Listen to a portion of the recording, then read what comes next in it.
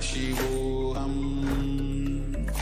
Om Nithyananda Paramashivoham. Om Nithyananda Paramashivoham.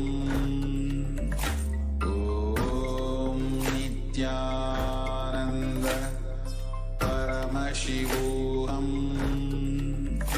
Om Nithyananda Paramashivoham. Om Nithyananda Paramashivoham. Om Nithyananda Paramashivoham. Om Nithyananda Paramashivoham. Om Nithyananda Paramashivoham. Om Nithyananda Paramashivoham. Om Nithyananda Paramashivoham. Om Nithyananda. Nithyanandam, we welcome all the Paramashivoham Level 3 participants to the first session of the day, which is Nithyananda Yoga. Now everyone, settle down on your mats, have your Panchabhadram and Udani ready, wear your Abharanam, your Rudrakshamala, apply the Vibhuti and Kumkum, and settle down as we start the session with the Sadguru Vandanam. Nithyanandam Paramasukadam Kevalam Jnanamurtim Bandvaditam Gagana Sadrusham Tatvamasyadilaksham Ekam Nityam Vimalamachalam Sarvadi Sakshibhutam Bhavatitam Trigunarahitam Sadgurum Tam Namami. Now we will chant the Shiva Mula Mantra 11 times. Om Shivaya Namaha. Om Ham Haum Shivaya Namaha. Om Ham Haum Shivaya Namaha. Om Ham Haum Shivaya Namaha. Om Ham Haum Shivaya Namaha. Om Ham Haum Shivaya Namaha. Om Ham Haum Shivaya Namaha. Om Ham Haum Shivaya Namaha. Om Ham Haum Shivaya Namaha. Om Ham Haum Shivaya Namaha. Om Ham Haum Shivaya Namaha.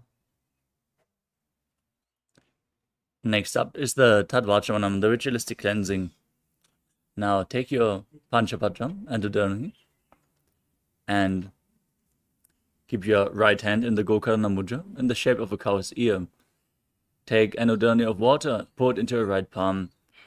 As you chant the following mantra, at the end of the mantra, when the word Swadha is chanted, sip the water from the bottom of your right palm. Om Atmadattam Shodhayami Swadha. Take another Udani of water. Om Vidyadattam Shodhayami Swadha. And one more Udani of water. Om Shivadattam Shodhayami Swadha. Now wash your right hand with the water from the Panchapadram and wipe your lips twice with the bottom of your right thumb as we chant. Om Ham Hridayaya Namaha. Now wash your hand again. With the index, middle and ring finger joined together, touch above your upper lip and below the lower lip. Wash your hand again. With index finger and thumb together, touch the right nostril and the left nostril. With ring finger and thumb joined together, touch your right eye and your left eye, your right ear and your left ear. Wash your hand again. With little finger and thumb joined together, touch your navel, your right chest and your left chest. With the fingertips of all the fingers, touch the crown of your head, the right shoulder, the left shoulder, and your heart center. Wash your hand again. Now, place your right hand over the left and place both hands on the right thigh as we chant the Sankalpa mantra, the conscious resolution to manifest the right context for this yoga session. ममोपात्त समस्त दुरितक्षयद्वारा भगवत् श्रीनित्यानन्द परमशिवप्रीत्यर्थं श्रीनित्यानन्देश्वरी परमशिवशक्तिसमेत श्रीनित्यानन्देश्वर परमशिवप्रीत्यर्थं च अद्य पूर्वोक्त एवं गुणविशेषेण विशिष्टायाम् अस्यां शुभतिथौ पूर्णारोग्ययुक्तदृढगात्रयौगिकशरीरसिद्ध्यर्थं परमशिवशक्त्याविष्करणार्थं नित्यानन्दयोगाभ्यासं करिष्ये.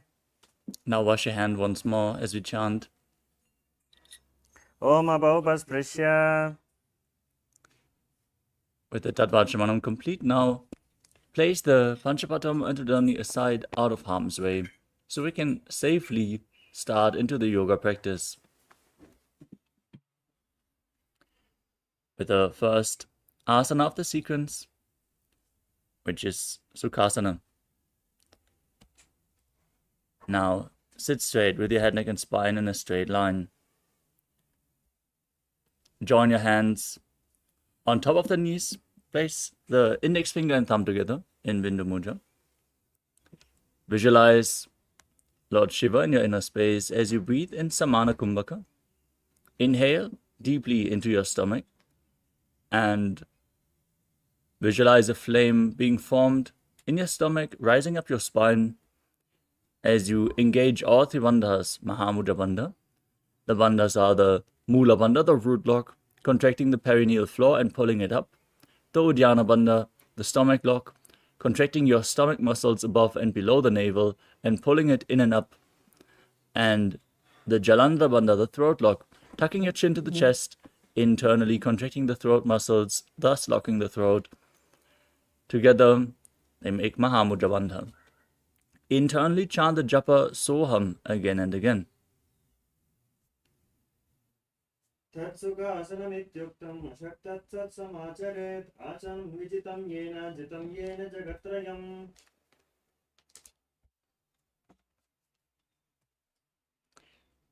The next asana is Parvatasana. Now, place your legs in Padmasana, place the feet on opposite thighs, join your palms together in Anjali Mudra and raise them up above your head. Engage all three bandhas, Mahamudra Bandha, and visualize yourself as Mount Kailash. अथवक्षे Mahadev पर्वतासनम् अङ्गनं यत्कृत्वा स्थिररूपी स्यात् षट्चक्रादिविलोपनम्.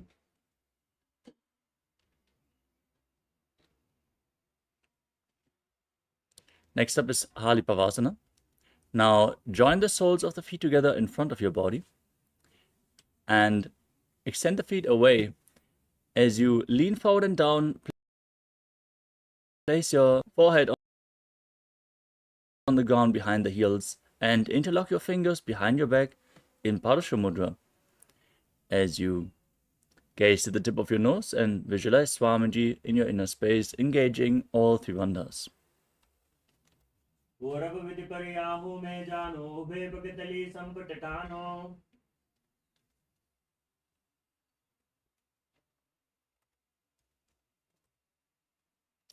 Next up is Nagipavasana.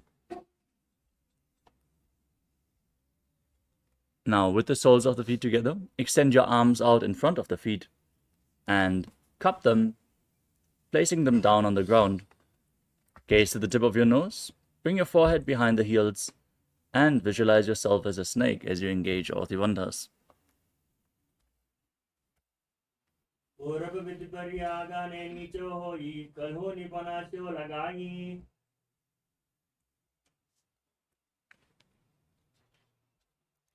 Next up is Kokilasana.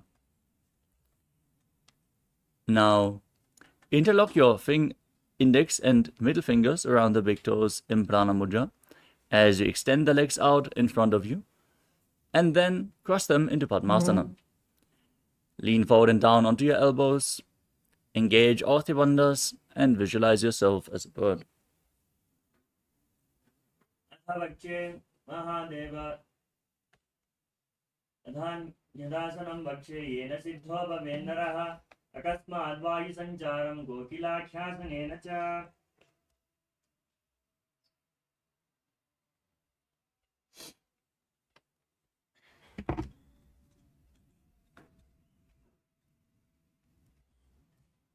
The next asana is Nithyananda.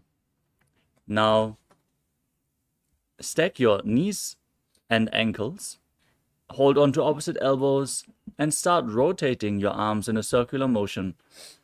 Engage all three bandhas, gaze to your nose, and visualize Swamiji in your inner space, and after some time, change the direction of the movement.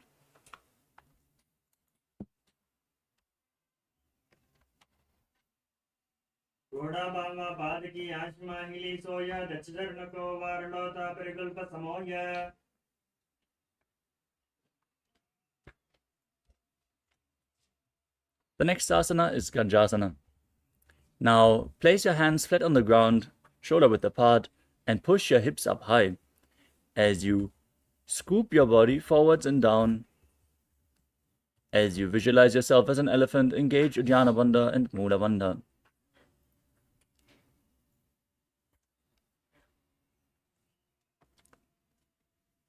युज्यं पादाग्रे भूमौ कृत्वा लम्भीभूय मस्तकाग्रे निधाय.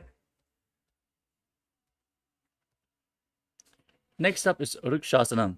From the same posture, now alternate raising one heel and pushing the other heel down again and again as you visualize yourself as a bear. एकैकं पादमागृञ्च गजासनं कुर्यात् वृक्षासनं भवति.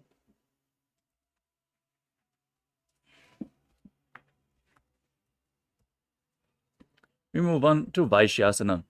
Now raise up onto the tips of the toes, standing on the tips of the big toes if you can. Join your index, middle and ring fingers at the heart center in Hridaya Mudra as you visualize Swamiji in your inner space and engage Uddiyana Bandha and Mula Bandha.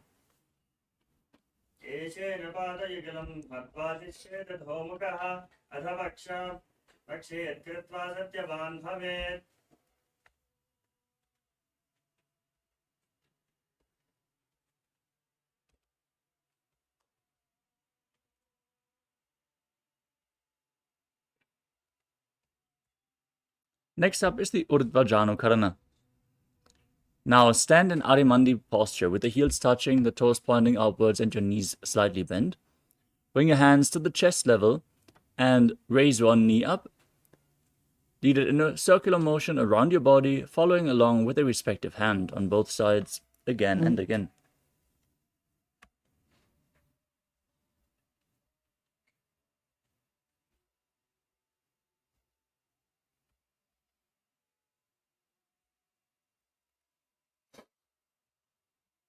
The next asana is Palalingasana. As you stand on the mat, interlock your fingers in front in Sarva Shankari Mudra with the wrists pointing inwards, and then hold on to one knee and pull it up against your chest. Engage all three bandhas and visualize yourself holding a baby.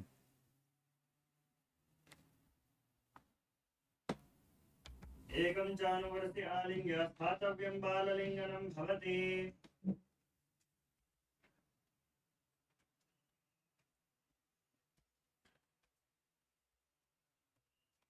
We move on to Padapidanasana.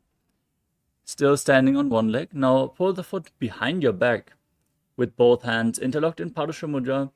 Pull the heel close to the perineum as you visualize Swamiji in your inner space. Engage all three bandhas. स्थित्वैकस्मिन् पादतले कराभ्यां वेष्टयेत्तनम्.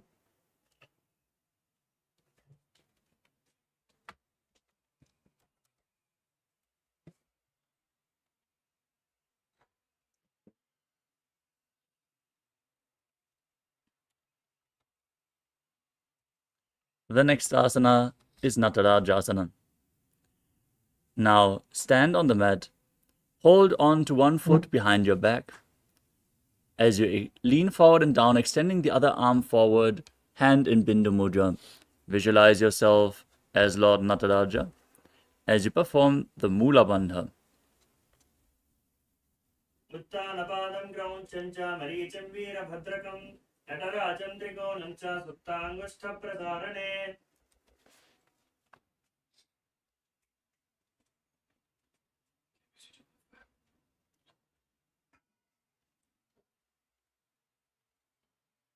Now, standing on the other leg, repeat Balalingasana on the other side. एकं जानुवर्ष्यालिङ्ग्य स्थातव्यं बाललिङ्गनं भवति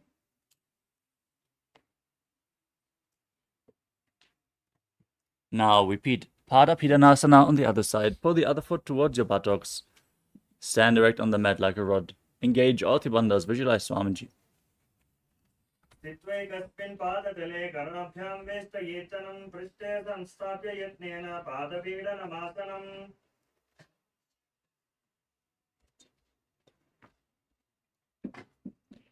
Now repeat Natarajasana on the other side.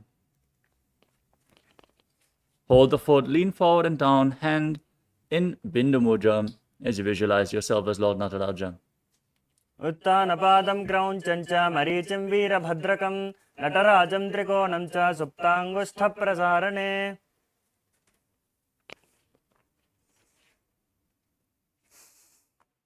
Next up is the Ardha Rechita Karana. From Arimandi position, heels together, toes pointing upwards and your knees bent. Keep the left hand at your chest and swing the right arm back and forth like a pendulum as you step the right foot behind the left with the toes down and the heel up. Now place the right hand over your nose, uncross your ankles, and repeat the movement on the other side.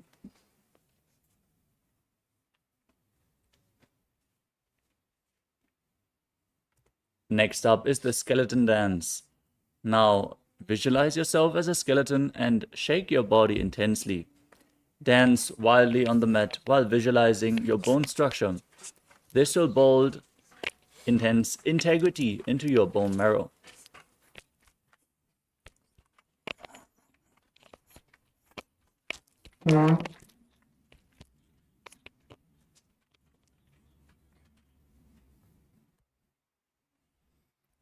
Next up is the Katichina Karana. From Arimandi position, heels together, toes pointing outwards and knees bent. Bring your hands above your head and cross them with the palms facing back. Now open up your arms widely as you turn towards the side. Again and again in both directions.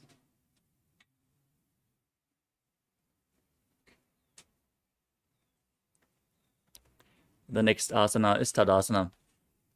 Now stand tall as you raise your arms up above your head. Keep your palms facing each other.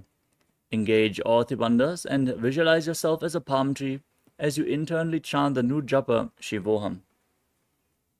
महामुद्राभत्तकौनो ताडासनविभेदकान् विनोत्तानं सदा कुर्यात् अन्तर्पत्नीपतिप्रिया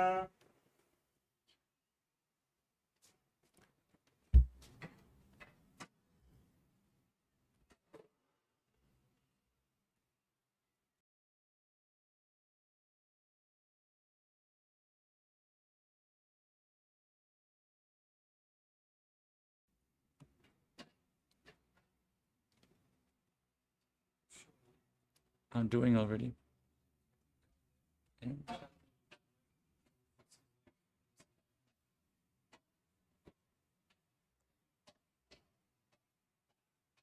We move on to Uttanasana.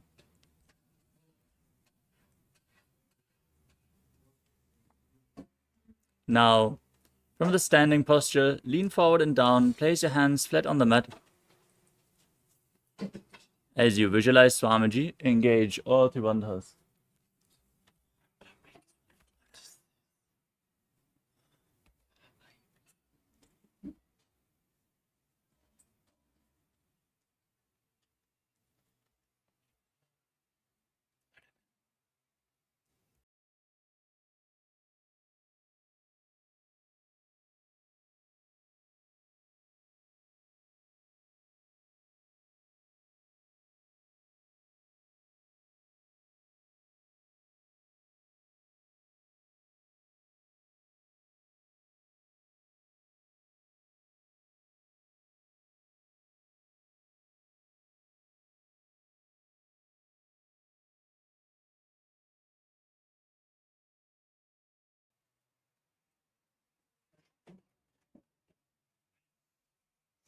महामुद्राबद्धकोनो ताडासनविभेदकान् विनोत्तानं सदा कुर्यादन्तर्वत्नीपतिप्रिया.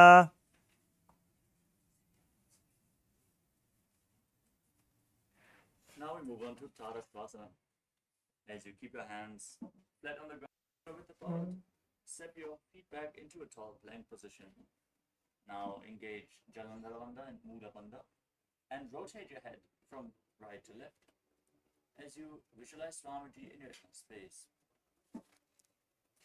अवस्थित्वा मस्तकं वारं वारं दक्षिणकुक्षिं सव्यकुक्षिं नयेत् तरक्श्वासनं भवति.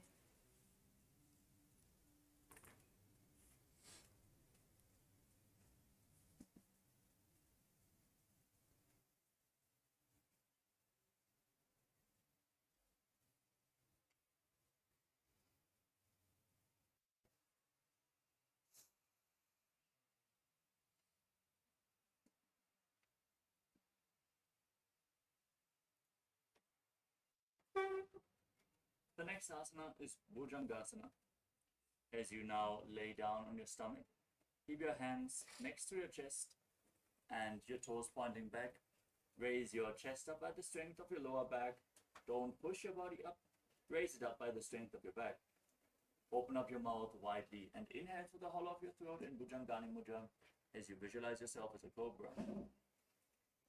अंगुष्ठनाभिपर्यन्तम् अथो भूमौ विनिन्यसेत्.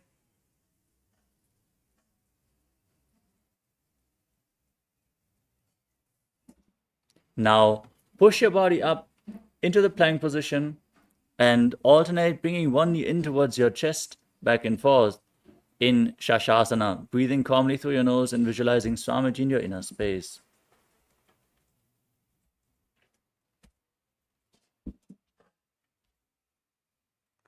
गजासनमस्थितौ जानुद्वयमाकुञ्चा वारं वारं कर्तव्यं शशासनं भवति.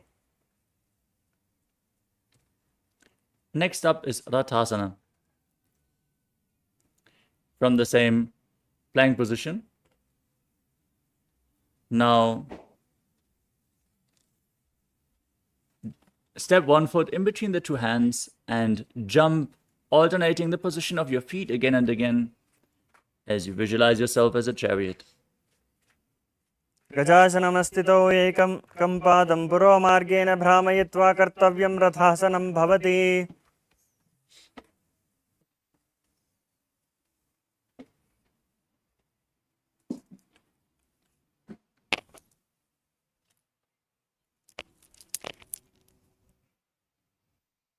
The next asana is Virabhadrasana.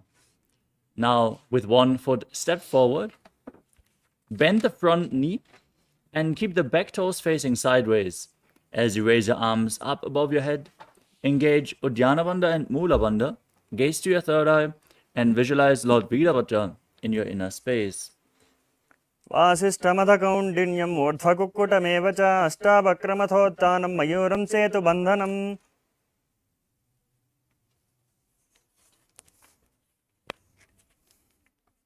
Now exchange the position of your feet.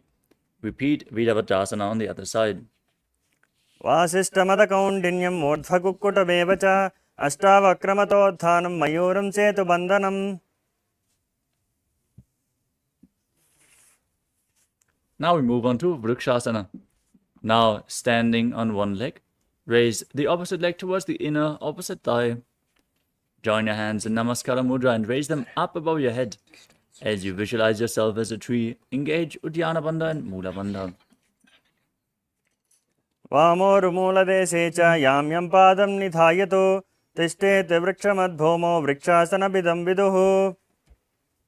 Next up is Garudasana. Now bring the raised foot to the opposite hip.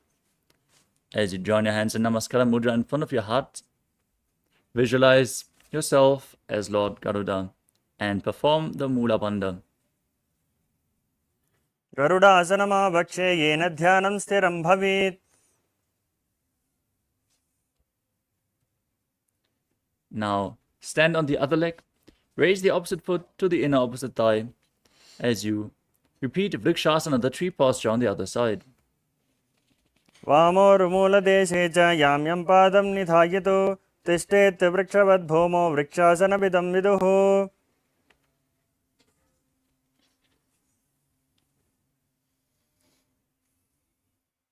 And now repeat Garudasana on the other side. Place the raised foot onto the opposite thigh. Join your hands in Namaskara Mudra. Visualize yourself as Lord Garuda. गरुडासनमावक्षे येन ध्यानं स्थिरं भवेत् सर्वदोषाद्विर्निर्मुक्तो भवतीह महाबली.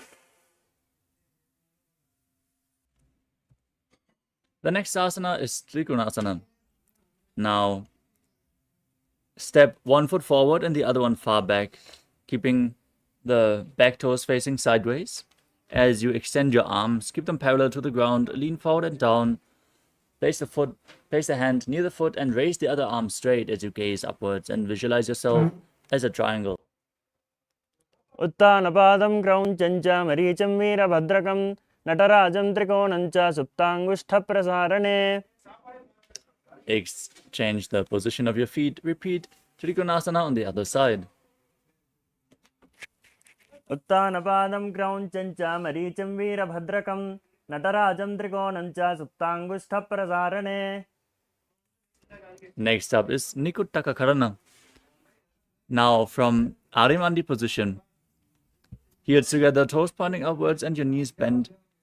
Raise one heel off the ground and place your hands in front of the heart center with the palms facing each other. As you stomp the raised heel to the ground, raise the other heel up and exchange the position of your hands again and again.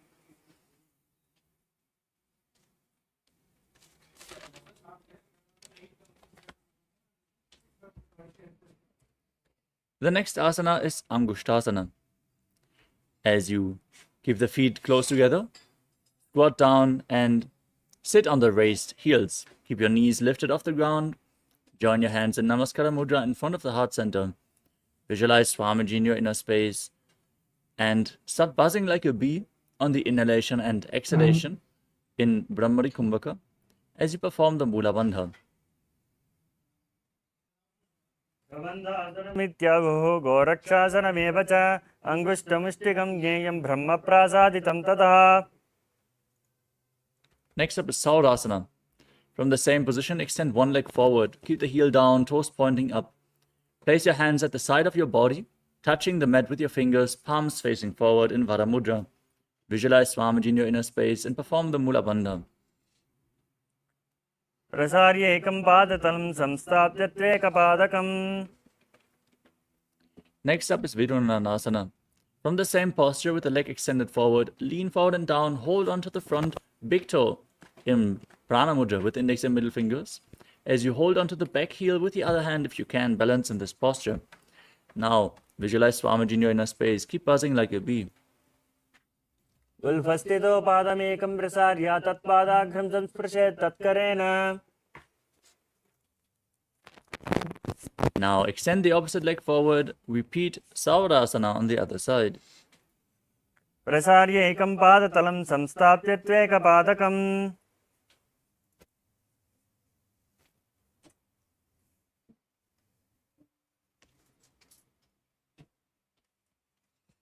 Lean forward and down, hold on to the front foot as you repeat Vidunanasana on the other side. उल्फस्थितो पादमेकं प्रसार्य तत्पादाग्रं संस्पृशेत् तत्करेण.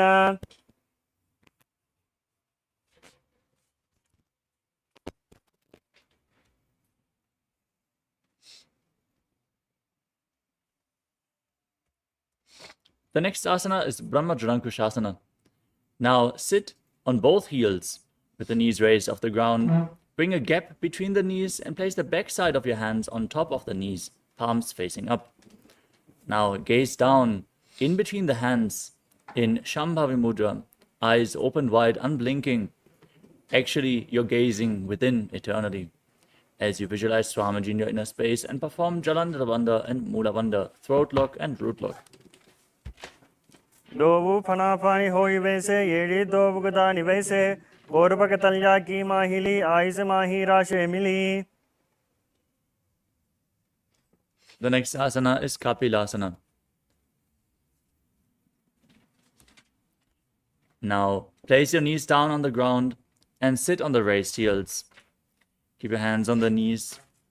Engage Uddiyana Bandha and Mula Bandha as you gaze to your nose and visualize yourself as Sage Kapila Muni, the founder of Mahanirvani Peetham. उभय पकतली समट हरावे तिनको माहिली core मिलावे फना फानी वकड़ होई वैसे एड़े दो चोनी निवैसे. The next asana is Bhadragudakasana. Maintain the same posture, but shift your gaze to the third eye and engage the Mula Bandha as you visualize Swamiji. दो वो पकतली संपुट करे कोरबारली वो परिधरे कोरबारली राके से तापरी मूल द्वार टिक बैसे.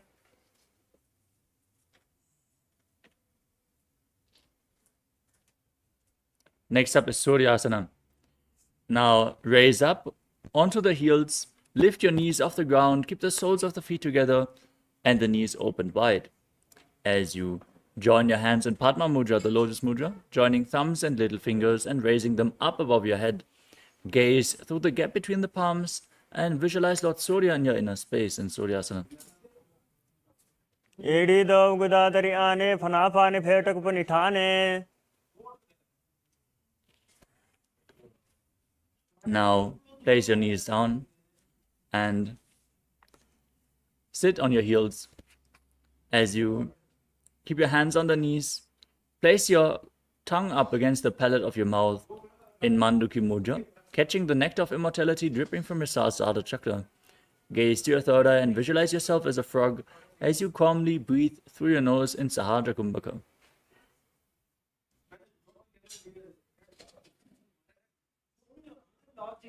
पादतलो पृष्ठदेशे अङ्गुष्ठे द्वे च संस्पृशेत् पाद जानुयुग्मं पुरस्कृत्य साधयेन्मण्डुकासनम्.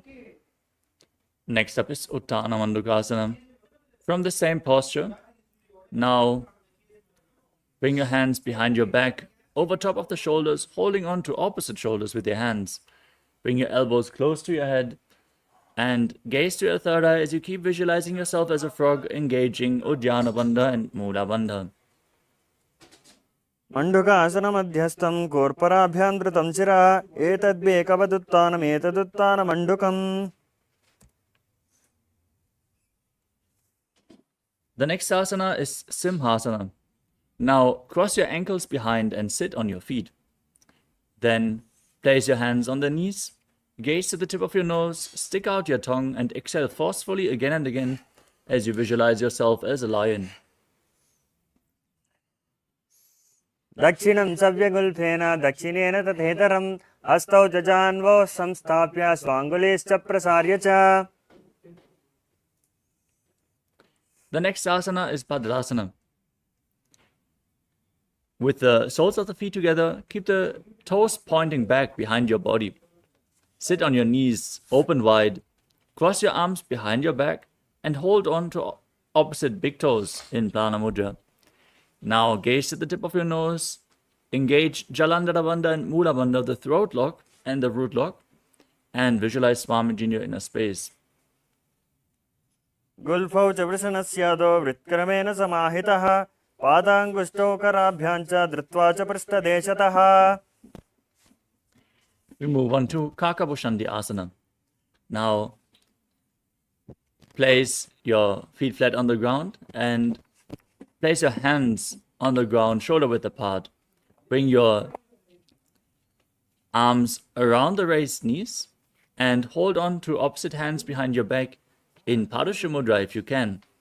Gaze to the tip of your nose and visualize yourself as a crow. प्रथमे वैशकोकड़थाने दोवो हाथ पगम विचिहाने.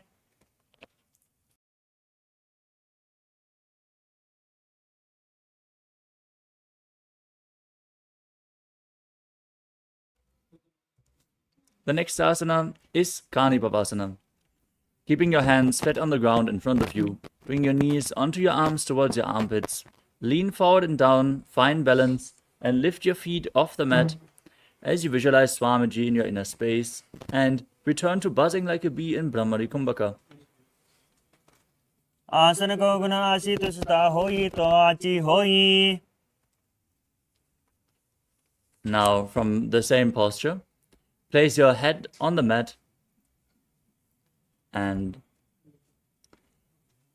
raise your legs up into a headstand posture. Now gaze to your nose and visualize Swamiji in your inner space. Keep buzzing like a bee in Brahmari Kumbhaka,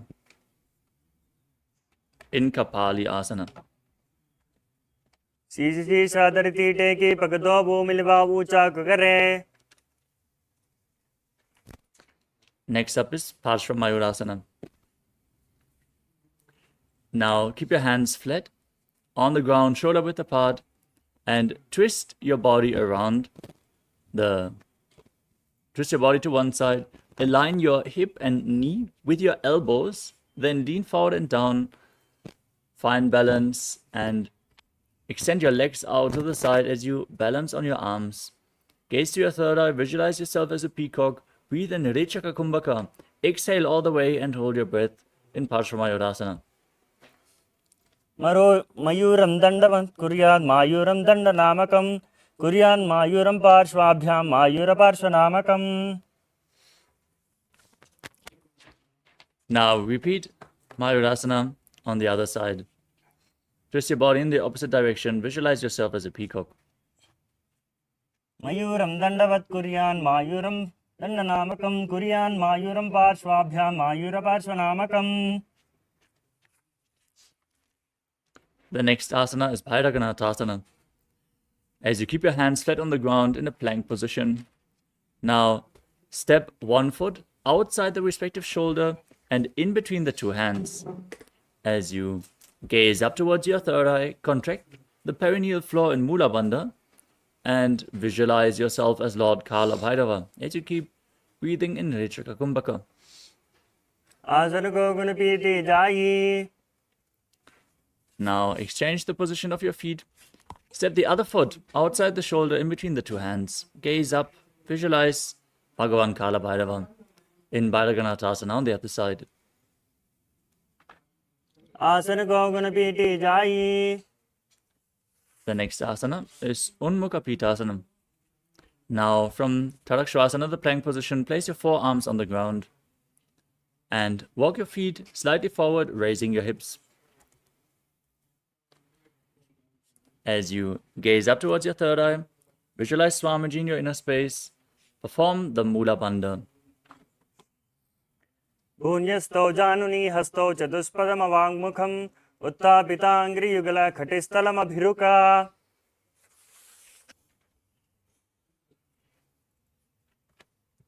The next asana is Vashishtasana. As you return to Tadakshvasana, the plank position, now rotate your body on one arm and raise the opposite arm up towards the sky. Gaze upwards along the raised arm. Visualize yourself as Sage Vashishta as you perform the Mula Bandha.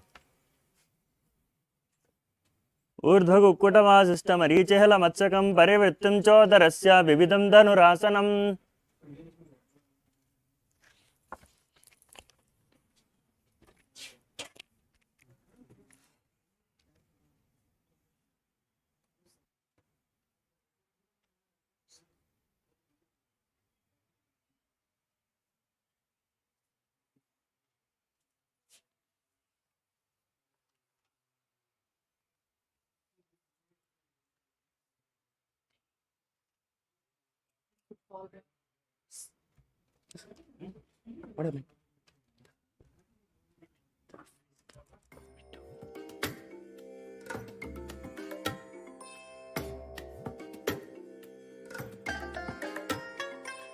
I bless you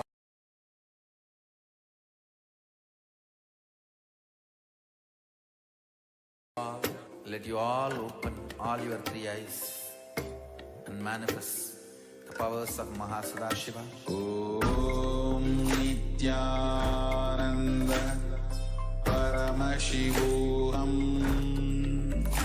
Om Nithyananda Paramashivoham. Om Nithyananda Paramashivoham. Om Nithyananda Paramashivoham. Om Nithyananda Paramashivoham.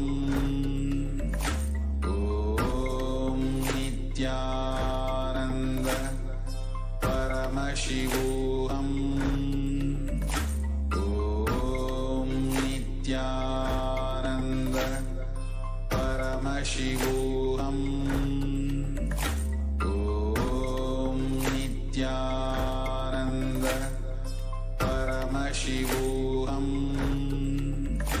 Om Nithyananda Paramashivoham. Om Nithyananda Paramashivoham. Sorry for the technical glitch. We are back and we are going to continue with the next asana of the sequence, which is Vashishthasana on the other side. Now enter into Tadakshvasana, the plank position, and rotate your body in the other direction as you extend the opposite leg up. Gaze upwards, visualize yourself as Sage Vashishta. ऊर्ध्वकुक्कुटवासिष्ठमरीचिहलमत्सकं परिवृत्तिं चोदरस्य विविधं धनुरासनम्. The next asana is Anjani Asana. Now sit with your legs extended forward as you gaze to your nose. Lock Jalandhara Bandha, the throat lock, and Mula Bandha, the root lock, as you keep your hands below your buttocks with the palms facing up. Visualize yourself as Lord Hanuman and internally chant the new japa Mahasadaशिवोहम. धोवो करके ube हथेली कोरबारली मेले भेली. The next asana is Paschimottanasana. With your legs extended forward, lean forward and down, and hold on to the big toes and Prana Mudra as you visualize Swamiji and engage all three bandhas in Mahamudra Bandha. जानु परिललाटन्तु पश्चिमन्तानमुच्यते येन केन प्रकारेण सुखं च जायते. The next asana is Ugrasana. From the same position, your legs extended forward. Interlock your fingers behind your head and lean forward and down. Try to bring your elbows outside the knees, your head in between the knees. As you squeeze your body, perform Mahamudra Bandha and visualize Kali in your inner space. स्वपानिभ्यान्तरं दत्त्वा जानुभपरिशिरोऽन्यसेत्. We move on to Marichyasana. Now bring one foot to the perineum. Press the heel to the perineum as you bring the respective arm in and around the raised knee. Interlock your fingers behind your back and lean forward and down as you keep the front foot straight, toes pointing up. Visualize yourself as Sage Marichi. उत्तानपादं क्रौञ्चं च मरीचिहलमत्सकं नटराजं त्रिकोणं च सुप्ताङ्गुष्ठप्रसारणे. Now drop the raised knee to the side. Place it on the ground while still pressing your heel to the perineum. Lean forward and down. Hold onto the front foot with both hands.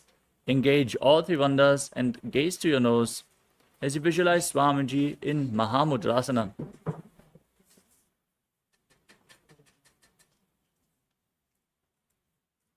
महामुद्रं प्रवक्ष्यामि तन्त्रेऽस्मिन् मम वल्लभे यां प्राप्य सिद्धा सिद्धिं च कपिलाद्याः पुरागताः.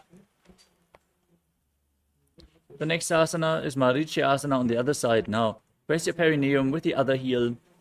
Lean forward and down as you interlock your hands behind your back. Visualize Sage Marichi. उत्तानपादं क्रौञ्चं च मरीचिं वीरभद्रकं नटराजं त्रिकोणं च सुप्ताङ्गुष्ठप्रसारणे. Now drop the raised knee, lean forward and down, hold onto the front foot. Visualize Swamiji as you perform Mahamudra Bandha in Mahamudrasana on the other side. महामुद्रां प्रवक्ष्यामि तान्त्रेऽस्मिन् मम वल्लभे यां प्राप्य सिद्धा सिद्धिं च कपिलाद्याः पुरागताः. Next up is Bhadrasana 2. Now sit with the heels close to the perineum, soles of the feet together, and bring your hands around the toes. Pull them firmly in as you push your knees down to the ground by the strength of your groin. Gaze up towards the third eye and visualize Swamiji in your inner space. गुल्फौ तु विसनस्यादः सीवन्याः पार्श्वयोः क्षिपेत् पादपार्श्वे तु पाणिभ्यां दृढं बद्ध्वा सुनिश्चलम्. Next up is Dvalipavasana. Now keep your feet slightly extended away from the body and place your hands on the respective knees. Gaze to the nose as you lock your chin to the chest, contract the perineal floor, visualize Swamiji in your inner space. पूर्व चरपट चौक कश्यो सोई वाही with जो कीजे सोई. Next up is Joni Asana. Now bring your heels closer to the perineum and hold the soles of the feet with your hands as you lean forward and down and placing your chin on the feet. Gaze to your nose and visualize the Yoni Mandala, the visual representation of Devi Paramashiva Shakti, projected on the screen right now. दोवो पकतले संपुट करे gate met के ढिंग धरे. Next up is Medaki Pavasana. As you keep the heels together, toes apart, extend your arms out to the side and lean forward and down all the way. Keep your back straight and place your head on the ground behind the heels as you gaze through your nose and visualize Swamiji in your inner space. पूर्व विद परिपकतले संपुट सोलिये डे मिली राशे. We move on to Siddha Samadhi Asana. Now bring your heels close to the perineum, toes together, heels apart, and bring your arms below the legs and keep your palms out of the shins, palms facing up. Now bring your toes towards your throat if you can as you lean forward and down. Gaze through your nose and visualize Lord Surya in your inner space. दोलो पकतले संपट करे आगा में चोले made आगा में धरे. Next up is Chinaki Pavasana. Now, keep the heels close to the perineum, hold the feet, and place your elbows down on your thighs as you lean forward and down. Press the thighs down as you gaze to your nose and visualize Swamiji in your inner space.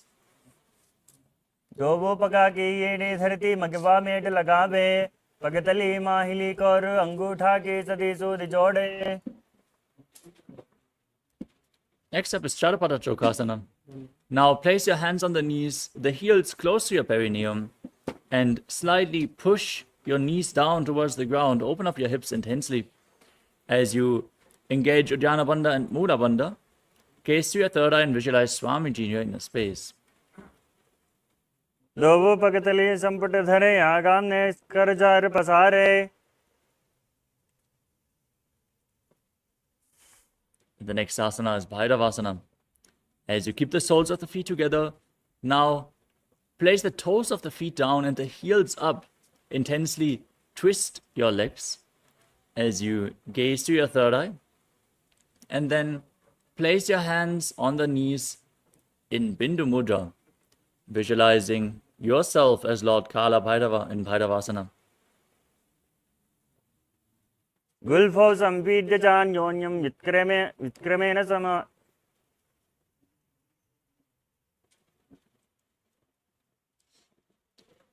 We move on to Samanasana. Now keep one heel against the perineum as you pull the other foot up against your chest with both hands. Now gaze to your third eye, visualize Swamiji in your inner space, and hold your breath in the Muladhara chakra. As you contract the perineal floor, exhale all the way in Richaka Kumbhaka. समानासनमा भक्षे सिद्धमन्त्रादि साधनात् एकपादमरो धत्वा गुह्योन्यल्लिंग वक्त्रके. Next up is Apanasana. Now bring the raised foot over top of the respective shoulder as you extend the other leg forward and balance on your arms. Now gaze up towards your third eye, visualize Swamiji in your inner space, and perform the Mula Bandha. केवलं पादमेकं च स्कन्धे चारोप्य यत्नतः एकपादेन गगने तिष्ठेति दण्डवत् प्रभो. Now repeat Samanasana on the other side. Press the perineum with the other heel, pull the other foot against your chest. Visualize Swamiji, hold your breath in the Muladhara chakra. समानासनमा भक्षे सिद्धमन्त्रादि साधनात् Now raise the other foot over top of the respective shoulder, extending the opposite leg straight. Engage the perineal floor intensely as you gaze to your third eye, joining Apana with Samana in Apanasana as you visualize Swamiji. केवलं पादमेकं च स्कन्धे चारोप्य यत्नतः. Next up is Gomukhasana. Now keep the left leg flat and cross the right knee over top. Keep the heels at the opposite hips and interlock your fingers in Padusha Mudra, placing them on the top knee. Now gaze to the tip of your nose, visualize the face of a cow, and breathe in Siddhkari Kumbhaka. Hiss through your teeth as you press your tongue up against your palate of the mouth. As you perform the Mula Bandha, internally chant the new japa Om Nithyanandoham. सव्ये दक्षिणगुल्फन्तो पृष्ठपार्श्वे नियोजयेत्.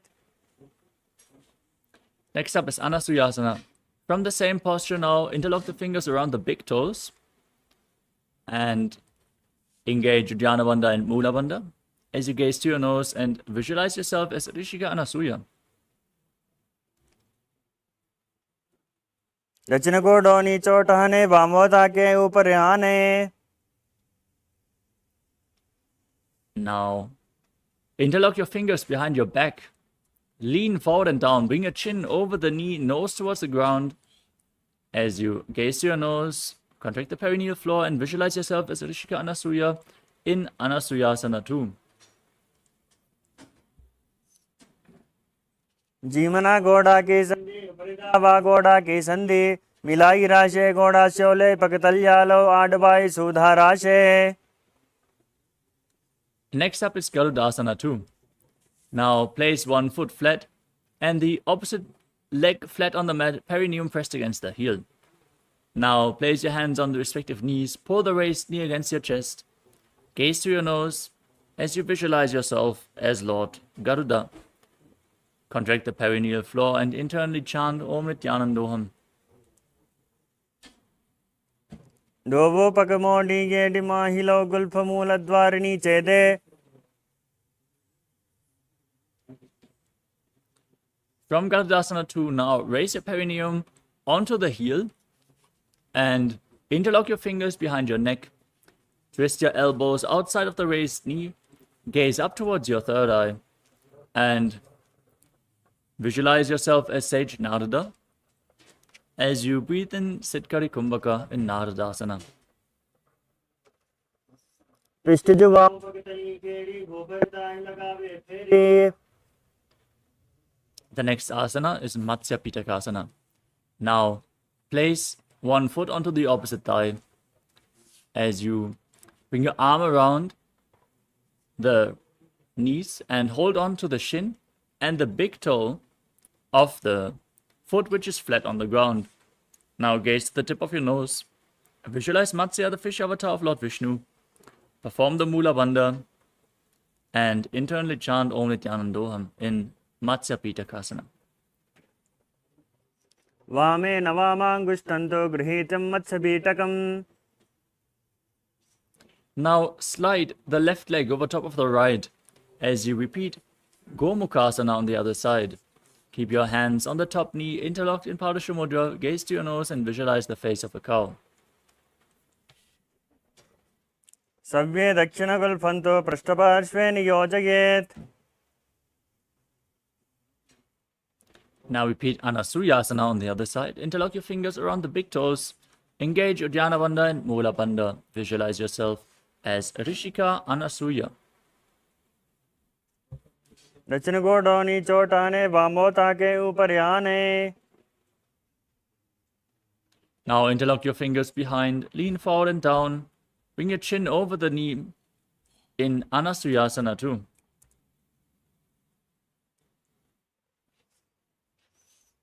जीमना घोड़ा की संधि उपरिदावा घोड़ा की संधि. Now repeat Garudasana 2. Place the other foot flat, opposite heel against the perineum, hands on the knees, and gaze to your nose as you visualize yourself as Lord Garuda.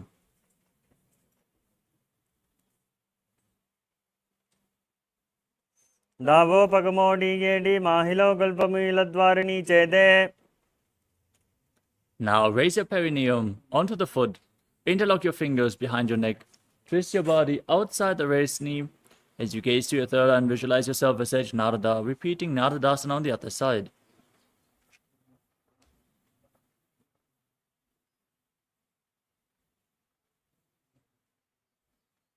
Pistij vama pagatali keri bhoparitari paga lagave feri. Now repeat Matsya Pitakasana on the other side. Place the other foot on the opposite thigh. Hold onto the shin and the big toe of the raised knee as you gaze to your nose and visualize Matsya, the fish avatar of Lord Vishnu. Vame navamangushthanto grihitam matsyapitakam. Next up is Matsyendrasana. As you bring one foot to the opposite thigh, place the other foot flat, raise the knee and twist the opposite elbow outside the raised knee. As you place the raised arm at your head, place the other hand on the ground behind you, gaze up towards your third eye, and visualize Sage Matsyendranath, the master of Hatha Yoga. Udaram paschimabhasam kritva tishtati yatnatah namrangam vamapadam hi dakshajano parinyaset. Next up is Kubhasana. Now extend the front arm down towards the foot. Hold onto the big toe in Prana Mudra. And place the other hand on the respective ear as you gaze back and up. And visualize yourself as a camel. Asana kogana jolo jaye. Now keep holding onto the front foot. Place the other hand on the ground behind you. Twist your body even further as you gaze to your third eye and visualize Sage Matsyendranath in Matsyendrasana too.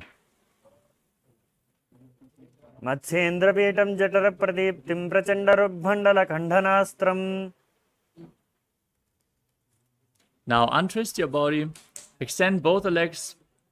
Place the other foot on the opposite thigh as you bring the opposite elbow around the raised knee, hand to your face, repeating Matsyendrasana on the other side as you visualize Sage Matsyendranath. Udaram paschimabhasam kritva tishtati yatnatah. Now extend the front arm down to the foot, gaze to your third eye, place the other hand on your ear as you gaze up and back, visualizing yourself as a camel in Kubhasana on the other side. Asana kogana jolo jaye. Now place the back hand down to the ground. Twist your body even further in Matsyendrasana too as you visualize Sage Matsyendranath. Matsyendrapeetam jatara pradiptam prachandarugbhandala khandhanastram. The next asana is Padmasana, the lotus posture. Now sit in a cross-legged position with your feet on top of opposite thighs. Keep your hands on the knees, gaze to your nose, engage all three bandhas, Mahamudra Bandha, as you visualize yourself as Lord Shiva. Internally chant Om Nithyananda Paramashivoham and start breathing in Sitali Kumbhaka as you press your tongue against the back of your teeth and hiss while you inhale. Asanam dvididam proktam padmam vajrasanam tada. Next up is Padmasana 2. From Padmasana, now cross your arms in front of you and hold onto the big toes in Prana Mudra. Lock the perineal floor in Mula Bandha. Keep breathing in Sitali Kumbhaka, gaze to your nose and visualize yourself as Goddess Parvati, the consort of Lord Shiva. Uttano charano kritva uru samsto prayatnatah. The next asana is Kukkutasana. As you sit in Padmasana, bring your hands in between the legs and push your body off the ground. Balance on your arms as you visualize yourself as a rooster. Calmly breathe through your nose in Sahadra Kumbhaka. Padmasanam susamstapya nanvororantare karo. Next up is Baddha Keki Asana. From Padmasana, now rise up onto your knees and place your hands on the ground with the fingers pointing towards your body, elbows close towards your navel. Lean onto your elbows as you raise your knees up off the ground and visualize Swamiji in your inner space. धरामवष्टभ्यकरद्वयेन तत्कूपरि स्थापिता नाभिपार्श्वः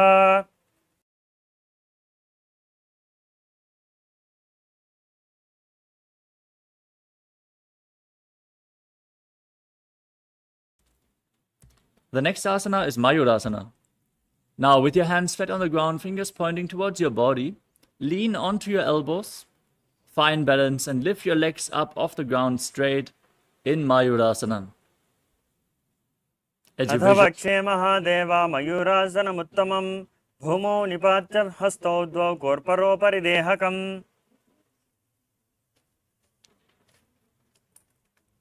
Now lay down flat on your stomach and interlock your fingers around the neck as you keep the toes pointing outwards, heels to the mat. Visualize yourself as a crocodile. Breathe calmly through your nose in Sahajra Kumbhaka and contract the perineal floor in Mula Bandha in Makarasana. अध्यात्मचेते हृदयं निधाय भूमौ च पादौ च प्रसार्यमानौ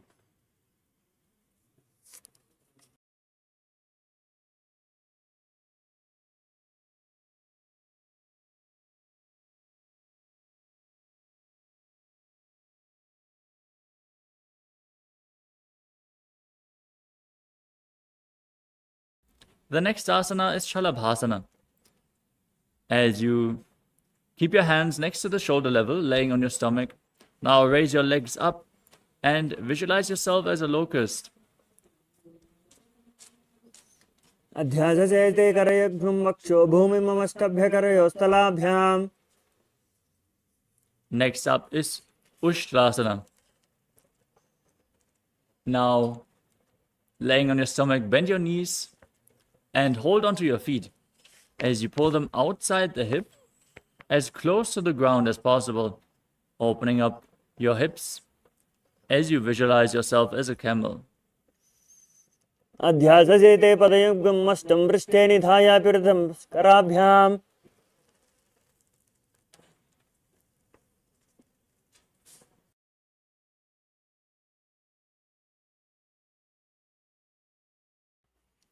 The next asana is Dhanurasana.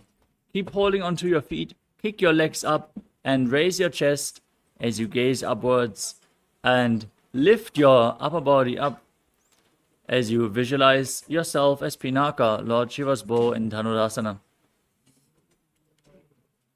प्रसार्य पादौ विविदण्डरूपौ करो च पृष्ठे धृतपादयुग्मम्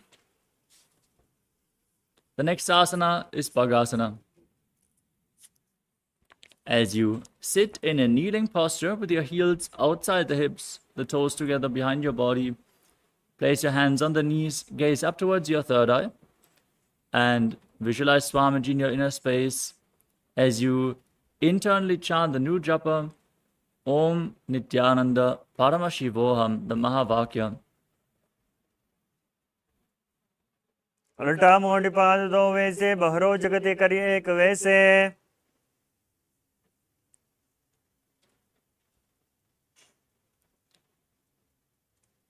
The next asana is Gohi Asana.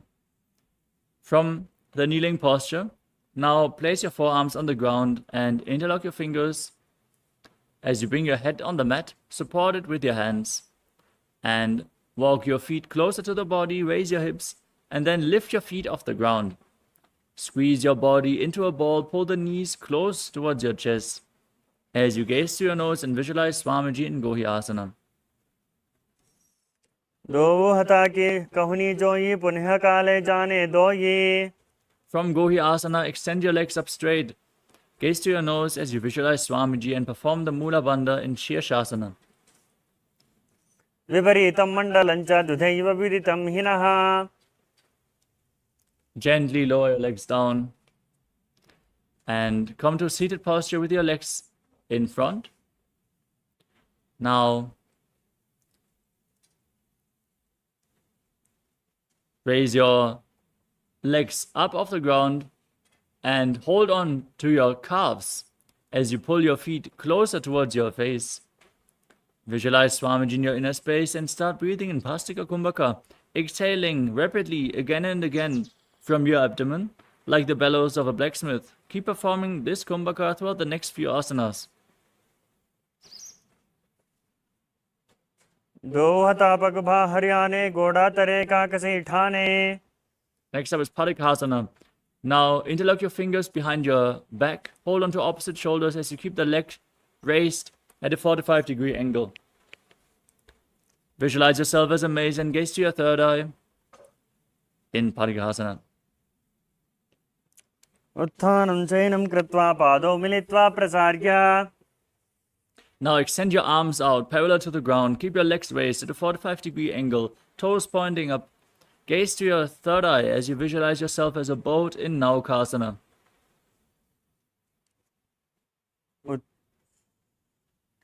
उत्तानशयनं कोर्पराभ्यां भूमिमस्तभ्यनितम्भं निधाय.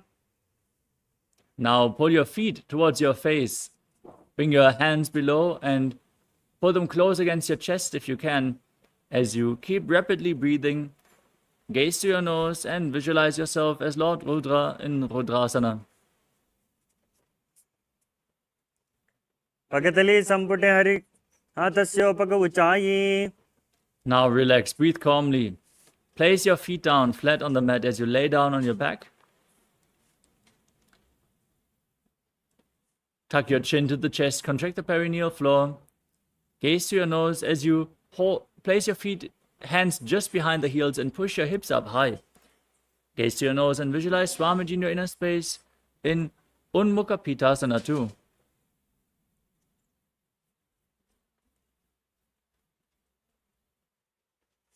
ऊर्ध्वे च जानुनी कृत्वा शबित्वोर्ध्वमुखं तथा उत्थाप्य हस्तौ तिष्ठेत्तु पीठ उन्मुखनामखे.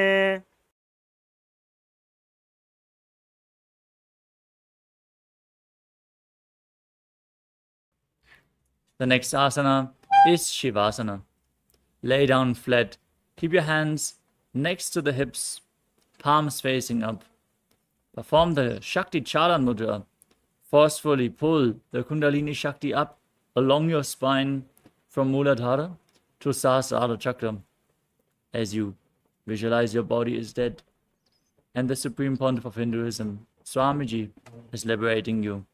Internally chant the Mahavakya Om Nithyananda Paramashivoham. अधशवासनम् उत्तानं शववद्भूमौ शयनन्तु शवासनम्. शवासनं श्रान्तिहरं चित्तविश्रान्तिकारकम्.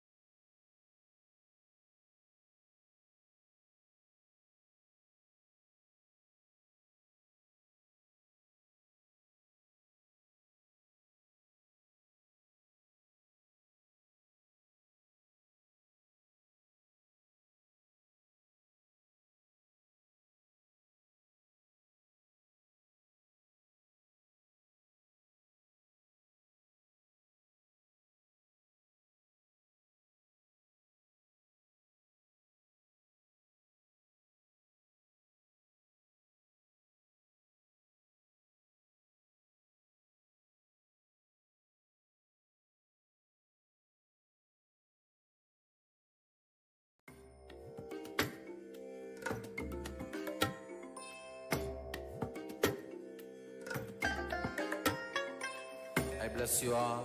Let you all open all your three eyes and manifest the powers of Mahasudashiva. Om Nithyananda Paramashivoham.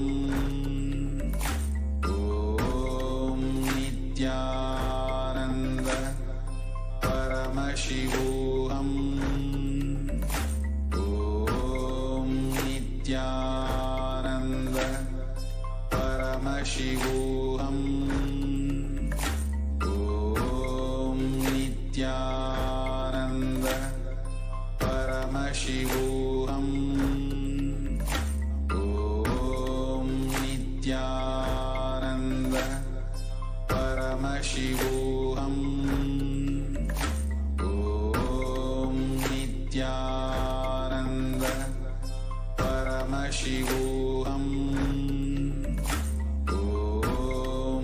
Nithyananda Paramashivoham.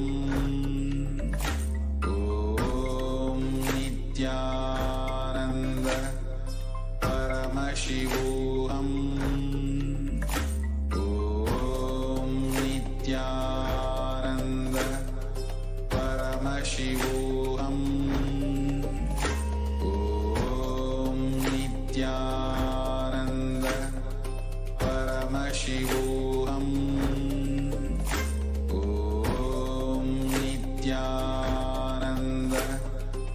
Paramashivoham. Om Nithyananda Paramashivoham. Om Nithyananda Paramashivoham. Om Nithyananda Paramashivoham. Om Nithyananda Paramashivoham.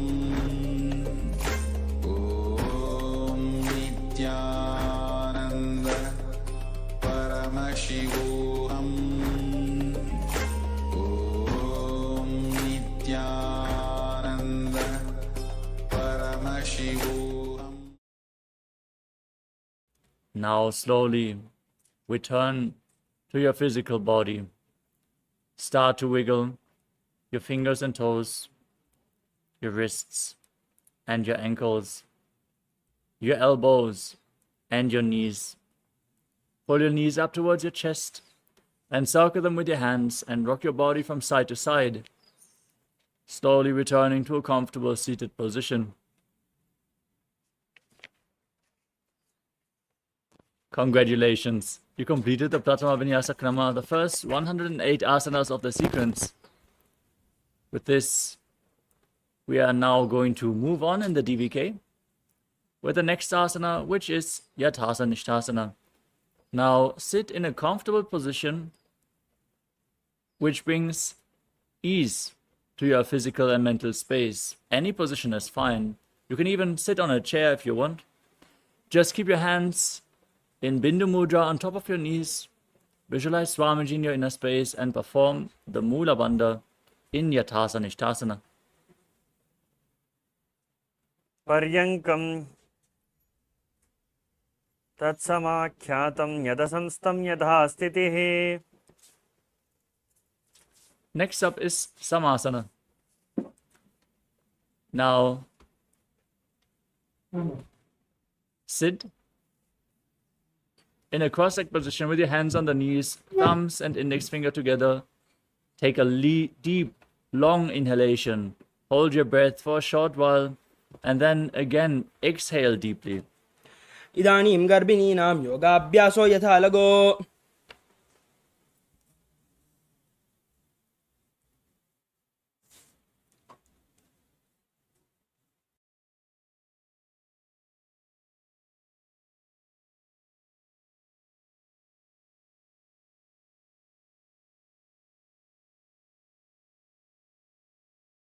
The next asana is Muktasana.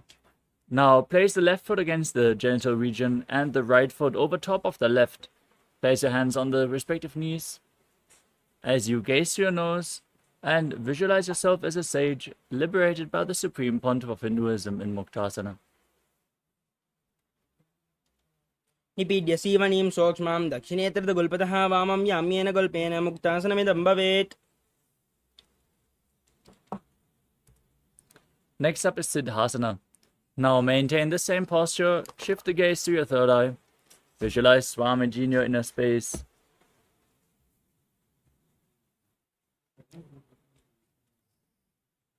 स्थाणुमितेन्द्रियोच्चलदृशा पश्यन् भ्रुवोरन्तरं चैतन्मोक्षकपाटभेदजनकं सिद्धासनं प्रोच्यते. Next up is Siddhi Asana. Maintain the same posture, shift the gaze to the ground in front of you as you visualize Swamiji in your inner space. Engage all three bandhas in Mahamudra Bandha. वामपाद की AD जानो सीवणिमदितासकौण्टानो. Next up is Rudrasana 2. Maintain your legs in the same position. Rotate your hands on top of the knees into Bindu Mudra. Gaze to your third eye as you visualize yourself as Lord Rudra.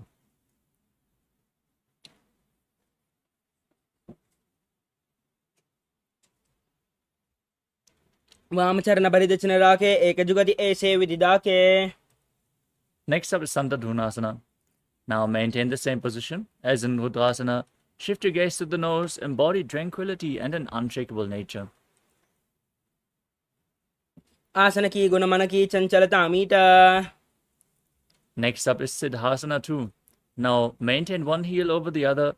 Cup your palms in front of your navel in Samputa Mudra, representing a lotus flower, as you visualize Swamiji in your inner space in Siddhasana 2. ऋतुकाय समासीन सिद्धासनमुदीरितं प्रसार्य भुवि पादौ तौ धोर्भ्यामङ्गुष्ठमादरात्. Next up is Bandha Yoni Asana. Maintain one heel over the other and set the Sankalpa to manifest through the womb of creation as you contract the perineal floor and get ready to enter Shanmukhi Mudra. Inhale all the way. Close your lips with little and ring fingers, the nostrils with the middle fingers, the eyes with the index fingers, and the ears with your thumbs. यत्र मध्ये महादेव बन्धयोन्यासनेश्वरो यत्कृत्वा केचरो भूत्वा विचिरेदीश्वरो यता. Next up is Vidasana. Maintain the same posture. Place your hands on the knees in Bindu Mudra and embody the state and space of bravery in Vidasana.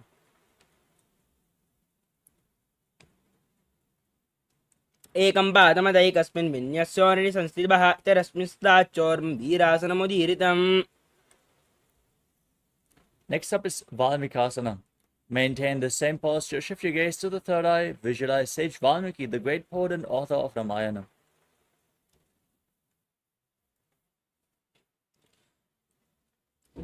दावा पगा की पगतली पुनि एडे है जोया.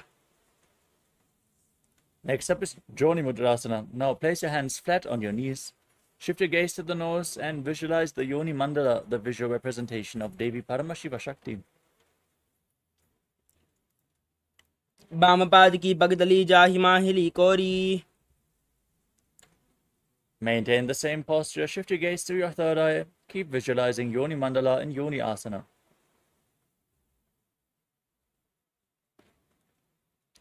योन्यासनं पर्वतेन योगं योगफलेनिलं तत्कालफलं तावत् केचरो यावदेव हि. Next up is Padmasana 3. Now keep the soles of the feet together, heels close to your perineum. Interlock your fingers around the feet and pull them close as you push your knees down by the strength of your groin. Gaze to your nose as you visualize yourself as Lord Veerabhadra. Perform Uddiyana Bandha and Mudha Bandha.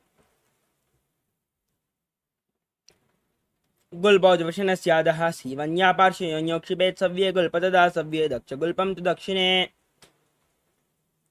Next up is Aghodasana. Now maintain your heels against the perineum and cover your mouth with your right palm. As you close the left nostril, inhale through the right. Hold your breath, then exhale through the left in Abhyantara Kumbhaka. As you gaze upwards towards your third eye, push your tongue up in Kechari Mudra, all along the nasal tract if you can, as you visualize yourself as an Aghori in Aghodasana. पूर्वकहो भिश्रिका जोई वाही विदिशो कीजे सोई. The next asana is Karnari Pavasana. As you sit with the toes together and the heels apart, place your elbows on the heels and lean forward as you place your chin on your hands. Gaze to your nose, engage Uddiyana Bandha and Mula Bandha. Exhale all the way and hold your breath in Nirechaka Kumbhaka as you visualize yourself as a female elephant drinking water in Karna Dana. कानरी पवासन ग्वाली पवासन कह्यो है जहाँ से यहाँ में जाने विदिते से. Next up is Parasana. Now sit with the knees raised and bring your arms between the thighs and calves, interlacing the fingers in front in Parusha Mudra. Gaze to your nose and visualize Swamiji in your inner space. ततोर्ध्वं रेचयेद्वायुं ऋणश्वास संयुतम्. Next up is Gopi Chandasana. With the soles of the feet together, interlace your fingers around the feet and lift them up against your chest. Place your chin on your hands and gaze to your nose as you embody the state and space of a king. पूर्व विधि विभागा का अंगूठा का चाकू पराशे. Next up is Udadasana. Now bring your arms below the legs and interlock the fingers around the toes. Gaze to your nose. Visualize your body free from any defects.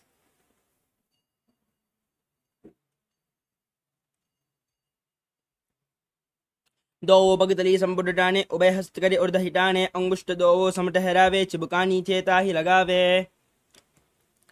Next up is Vishishtasana. From the same posture, now raise your feet in front of your face and visualize yourself excelling in everything. दो पगतली जोड़ी संपुट करे. The next asana is Bhujasana. From a seated position, lift both legs over top of the respective shoulders. Bring your arms beneath the legs and up, interlacing the fingers around the back of your neck. Now visualize yourself as a cobra as you keep breathing in Rechaka Kumbhaka.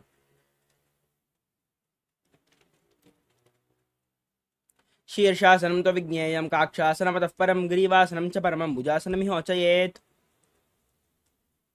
Next up is Kalyanasana.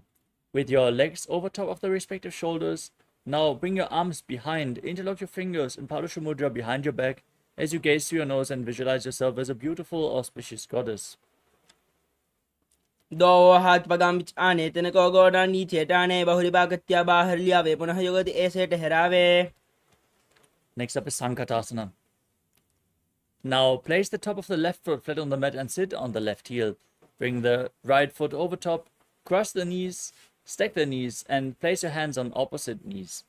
Now gaze outwards in Vaishnavi Mudra without focusing on any external objects. Only focus on the objects within as you visualize yourself as an elegant swan. वामपादं चितेर्मूलं संयस्य धरणीतले पाददण्डेन याम्येन वेष्टयेद्वामपादकम्. The next asana is Dhenukasana. As you slide the left heel outside of the hip, sit down on the ground, place your hands on the top knee. As you visualize a cow in your inner space, breathe in Ujjayi Pranayama. Make an ocean-like sound with your mouth on your inhalation as you keep your navel engaged, and engage Uddiyana Bandha and Mula Bandha internally, repeatedly chanting the Mahavakya Om Nithyananda Paramashivoham in Dhenukasana. अनुशाकिनगर पंचदं वृषीहिरं डकल्यम्नि. Next up is Machandrasana. Now place the right foot on the left thigh and the left foot on the right knee. Bring the left arm behind your back, twist your body, and reach for opposite thighs. Once you catch a hold of them, twist your body even further. Gaze up towards your third eye, visualize Swamiji in your inner space. वामजंगपरदचरणाने वामहस्तपिष्टीदिश आने बहुरौदचन बाध है जो ईता की नलजो पकड़े सोई.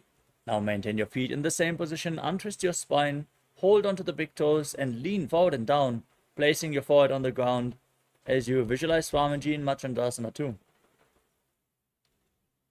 प्रथमजी मनोचरण जो ई वामजंगपरि आराके सो ईता की AD करि सोल्यावे बहुरौ युगति यह और करावे. Now rise up, keep your legs interlocked, interlock your fingers in Parusha Mudra and place them on the top knee. Now engage all three bandhas, Mahamudra Bandha, as you visualize Swamiji, your Guru, in your inner space in Guru Asana. ऊर्मूले इतरपादस्य कनिष्ठिकाप्रदेशे गुल्पं संस्थाप्य तदेव जानु इतरपादपार्श्वे संस्थाप्य तिष्ठेतस्थौ सम्मीलयेत् गुरुवासनं भवति. Now repeat Sankatasana on the other side. Place the right foot flat and sit on the right heel as you stack the left knee over top. Place your hands on opposite knees. Visualize yourself as an elegant swan. वामपादं स्थिर्मूलं संयस्य धरणीतले पाददण्डेन याम्येन वेष्टयेत् वामपादकम्. Now repeat Dhenukasana. Slide the right foot outside the hip. Sit on the ground. Place your hands on the top knee. Engage Uddiyana Bandha and Mula Bandha as you visualize a cow in your inner space. अनुषागिनगरपञ्चितं वृषिहिलम्डकल्यम्नि. Now repeat Machandrasana. Place the left foot on the right thigh and the right foot on the left knee. Bring the right arm behind your back. Twist your body. Hold on to opposite thighs. Gaze to your third eye and visualize Swamiji in your inner space. वामजङ्गबलदशनिडाने वामहस्तपिष्टीदशाने बहुरवदचनपादे हेजो यीताकी नलिजूपकरे सोयी. Now hold onto the feet and lean forward and down. Place your forehead on the mat in Machandrasana 2 as you visualize Swamiji. प्रथमजी मनोचरण जुजो यी वामजङ्गबलिराके सोयी ताकी AD करिसोल्यावे बहुरवयुगदीयः और करावे. Now rise back up and interlock your fingers. Place them on the top knee as you engage all three bandhas and visualize Swamiji in Guru Asana. ऊर्मूले इतरपादस्य कनिष्ठिकाप्रदेशे गुल्पं संस्थाप्य तदेव जानु इतरपादपार्श्वे संस्थाप्य तिष्ठेतस्थौ सम्मीलयेत् गुरु आसनं भवति. Next up is Pashasana. Now place your feet flat on the mat and pull your knees against your chest with opposite hands. Press your tongue upwards in Kejari Mudra. Gaze to your third eye and visualize Swamiji in your inner space. पादले भूमौ निधाय जानुनि उर्सनिधाय विपरीतहस्ताभ्याम् ऊर्ध्वहितजङ्गे निबध्य तिष्ठेत् प्रशासनं भवति. Next up is Bodha Shukasana. From the same posture, now hold on to opposite wrists and place your chin on the knees. Keep your tongue up, gaze to the nose, and visualize yourself residing in an abode of bliss. दो बगदली बुबलिदेरे कोरमाहिली ऐसे करे कोरमाहिली उकड़बे से जंगा चाती अग्रनिवेशे. Next up is Kurakatasana. Now bring your arms below the legs and hold on to opposite elbows. Gaze to your nose and visualize Swamiji in your inner space as you perform the Mula Bandha.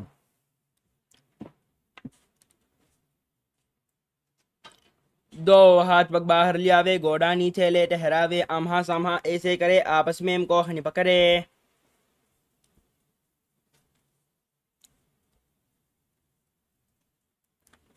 Next up is Sumati Asana. Keep your hands holding opposite elbows underneath your knees as you cross the right foot over top of the left with the toes pointing upwards. Now gaze to your nose, keep your tongue in Kichari Mudra and visualize the great sage and Maharishi Sumati in Sumati Asana. मूलद्वार धरती बरिराने दावा पग बरदज बद आने दाई भाकती कोले आवे हाथ एक Amtar ठहरावे.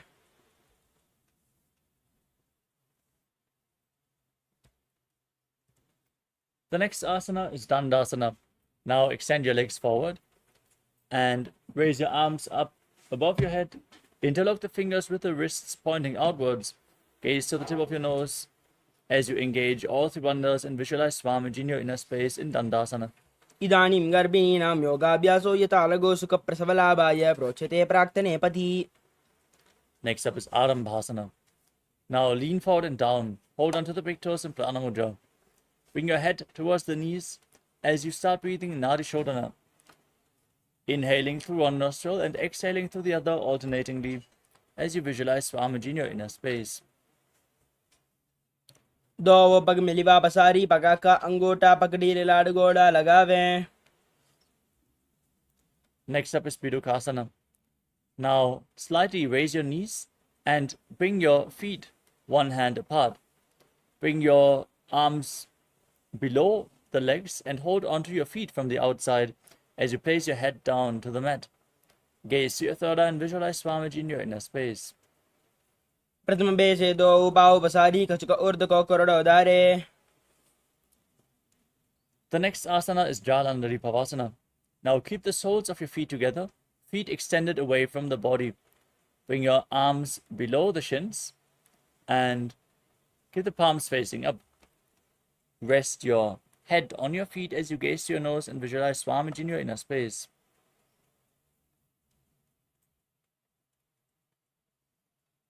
AD महिला के दीजिए हाथ बसारी.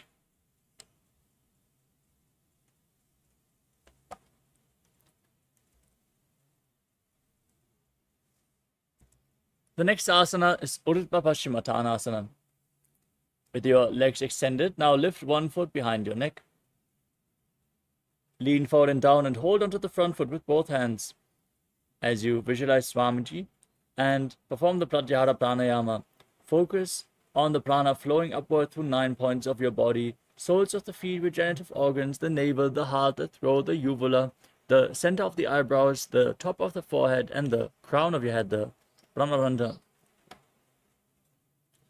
पश्चिमतानं संस्थितं कृत्वा एकं पादं ग्रीवायां धृत्वा तिष्ठेत् ऊर्ध्वपश्चिमतानं भवति. Now, with your leg still behind your neck, lean backwards, straighten your spine, hold onto the foot behind your neck as you gaze to your nose and visualize you are infinite, endless, eternal in Anantasana. उत्तानशयनी एकैकं पायी ग्रीवायां विन्यस्य इतरहस्तेन पावाग्रं गृहीत्वा. Next up is Ankushasana. From Anantasana, now roll onto the side of the elbow, holding onto your foot. Gaze to your nose and feel in complete control in Ankushasana. उत्तानशयिता एकैकं पादं ग्रीवायां कुर्वन् इतरहस्तं कर्णमूले स्थापयेत् तस्यैव हस्तस्य कोर्बरो भूमौ निधाय. Next up is Drushasana. As you lay on your back, now pull your knees against your chest, encircle your legs with your arms, and rock your body from side to side, relaxing your spine. After this intense sequence of asanas, visualize Swamiji in your inner space and still focus on the prana flowing upwards in golden light through the 9 points of your body as revealed by Mahadeva in Pratyahara Pranayama. उत्तानशयिता एकैकं पादं ग्रीवायां कुर्वन् इतरहस्तं कर्णमूले स्थापयेत्. Now repeat Urdhva Paschimottanasana on the other side. Extend your legs, lift the other leg behind your neck as you lean forward and down as in Paschimottanasana, visualizing Swamiji in your inner space.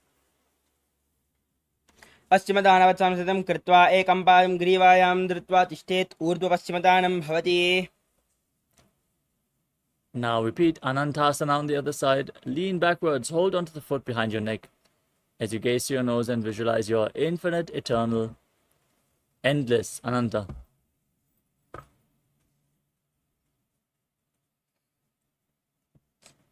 उत्तानशयिनी एकैकं पायी ग्रीवायां विन्यस्य.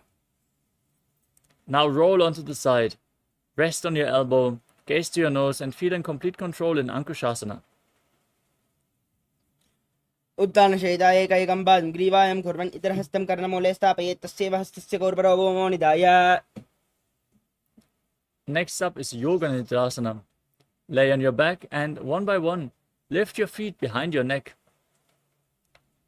If you can't bring the feet behind your neck, you can pull them against your chest.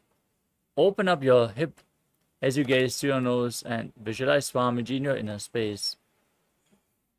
पादाभ्यां वेशयेत् कण्ठं हस्ताभ्यां पृष्ठबन्धनं तन्मध्ये शयनं कुर्यात् योगनिद्रा सुखप्रदा.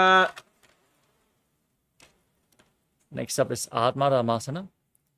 With your feet raised up towards your head, bring your arms underneath and interlock them behind your neck. Gaze to your nose and visualize Lord Vishnu is blessing you from within. Atmaram आसन प्रथमसुतो सोवे. Next up is Kochikasana.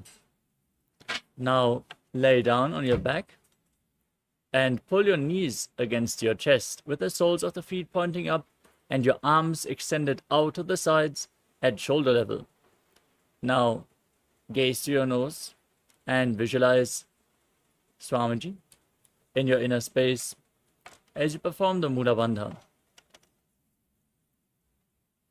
दो हाथ सीधा सा करें, तिरस ube spa करे, ऊंचाई आगाने आने बहरो युगदि ऐसे विधिवाने.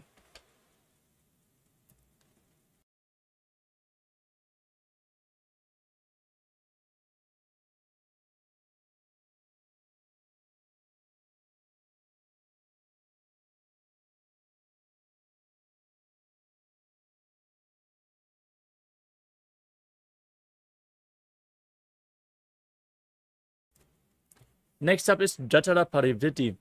This asana consists of 3 steps. First, we are going to enter a neutral position. So, raise your knees to your chest and extend your arms out to the side at shoulder level. Then drop one knee to the side and extend the opposite leg down. This is the first step of the asana. Now bend both knees to the side. Second step. And then extend both knees. Extend the legs to the side, hold onto the feet, and gaze in the opposite direction, visualizing Swamiji performing the Mula Bandha. Now return to the center, and then drop the other knee down, extend your opposite leg, step 1. Bend both knees to the side, step 2. Extend the legs, hold onto the feet, and gaze away from the feet, visualizing Swamiji in your inner space in Jatara Parivritti. परिवृत्ति कुक्षि बाहिद्रदाहि परिकीर्तकं बद्धकोणं सुप्तकोणं ऊर्ध्वकोणमदापि च. The next asana is the Dviparapitam. As you lay on your back, place your feet flat on the mat and hold onto your ankles. Gaze to your nose and then push your hips up high.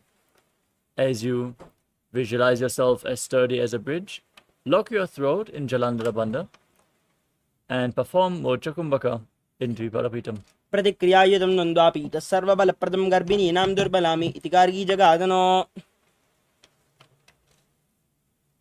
The next asana is Paryankasana. With your feet flat, laying on your back, bring your hands over top of the respective shoulders, fingers pointing towards your feet. Then push your entire body up off the mat, raise your hips up high, walk your hands closer to the feet as you visualize yourself as sturdy as stone furniture. Calmly breathe through your nose in Sahadra Kumbhaka. उत्तानशयनं हस्ततलाभ्यां भूमिम् औष्ठभ्यपादतलाभ्यां भूमिं धृत्वा नाभिप्रदेशम् ऊर्ध्वं कुर्यात् पर्यङ्कासनं भवति. Next up is Shvotanasana. Lay down on your back and raise your knees up against your chest. Hold your shoulders with the respective hands and rotate your hips in a circular motion. Visualize yourself as a dog playfully rolling around on its back.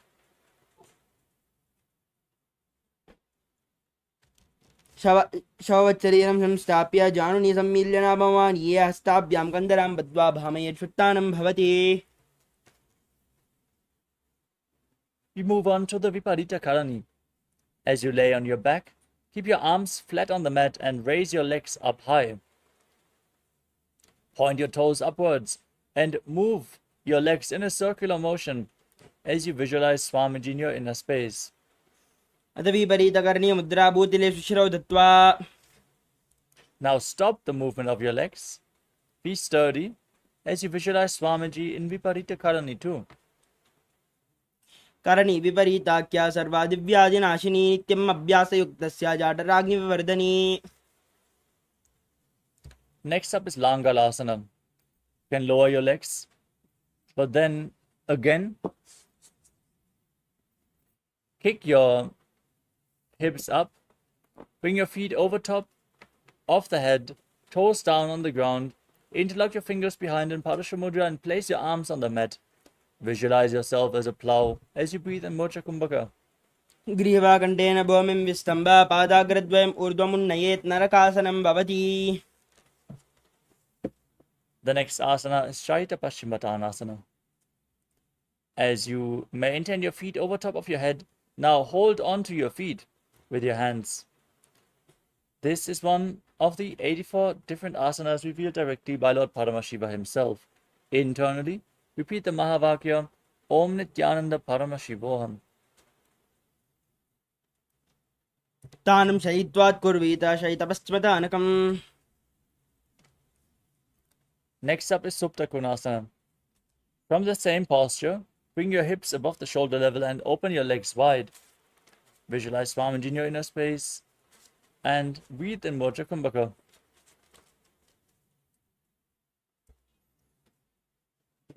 परिवृत्ते कोक्षबाहितदाहि परिकीर्तकं बद्धकोणं सुप्तकोणम् ऊर्ध्वकोणमतापि च.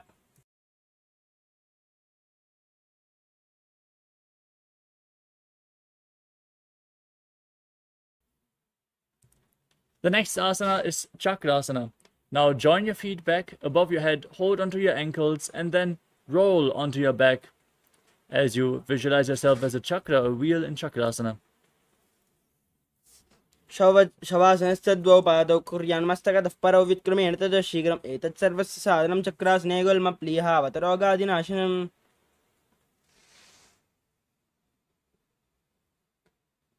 The next asana is Supta Prasarita Padangushtasana. Lay on your back and raise your feet up vertically. Then hold onto the big toes in Prana Mudra and open your legs wide to the side as you visualize Swamiji in your inner space. उत्थानपादं क्रौञ्चं च मरीचं वीरभद्रकं नटराजं त्रिकोणं च सुप्ताङ्गुष्ठप्रसारणे.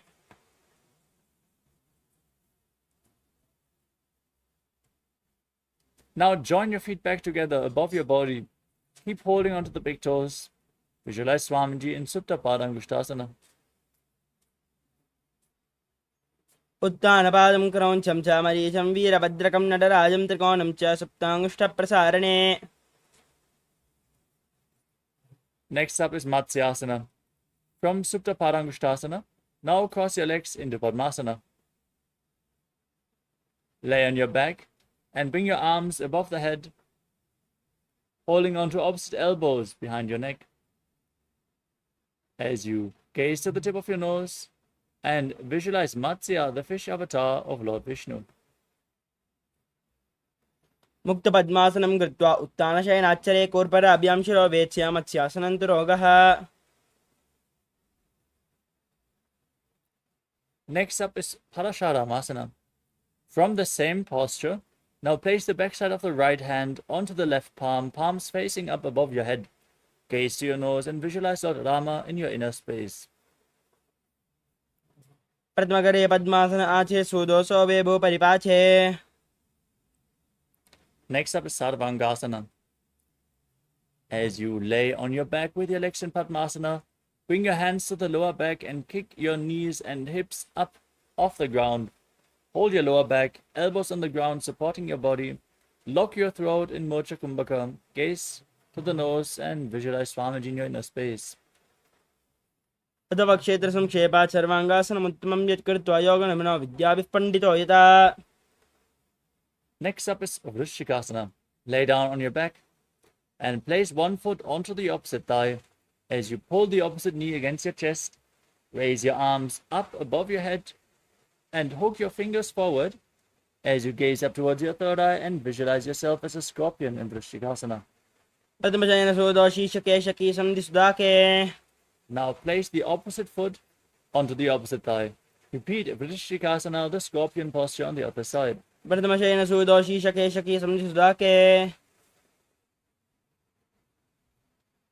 next asana is Vrishaparakshipasana. Lay down on your back and interlock your fingers behind your neck in Parashumudra as you raise your legs up off the mat and alternate pulling one knee in towards your chest back and forth as you visualize Swamiji in your inner space. उत्तानशयनं कृत्वा अल्लं स्कन्दरां बद्ध्वा कोर्परो मिलित्वा नितम्बेन भूमिं स्पृष्ट्वा एकं पादं प्रसार्य एकेन पादेन सव्यदक्षिणं भ्रामयित्वा वशपादक्षेपः भवति. Calmly breathe through your nose as you place your hands next to the hips and then raise one knee up and touch your respective ear again and again as you visualize Swamiji in Maruttanasana.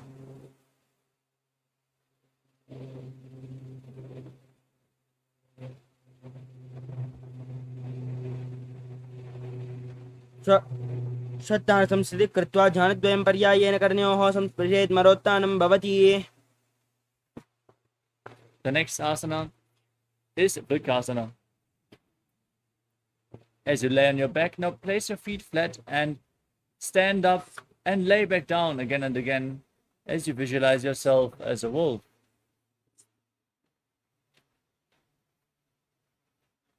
अत उत्थानशयनं कृत्वा पादलाभ्यां भूमिं धृत्वा उत्तिष्ठेत् प्रकाशनं भवति.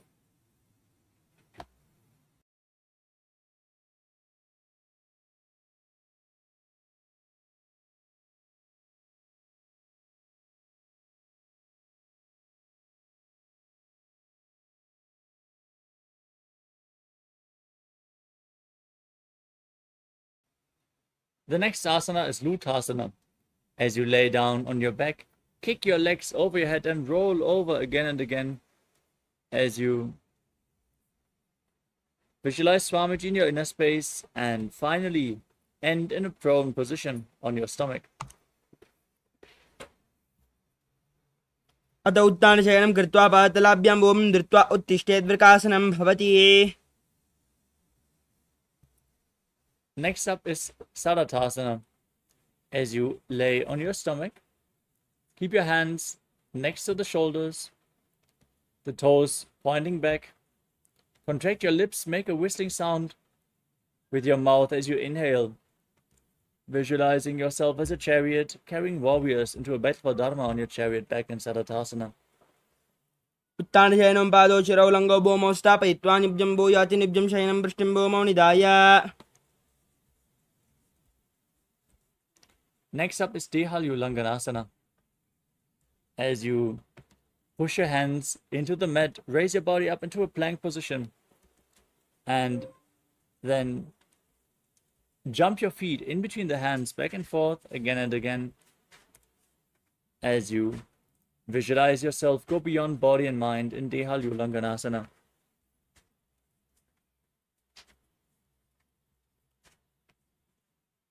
हस्तद्वयं बद्ध्वा तन्मध्ये चरणद्वयम् उड्डानैव बहिरानैव अतः नयेदेहल्युल्लङ्घनं भवति.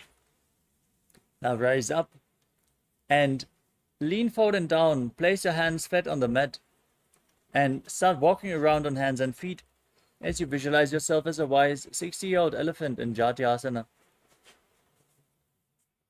तजाट्यासनं वक्ष्येन जाटस्मरो भवेत् हस्तान् त्रिभूमौ च गमनम् आगमनं ततः.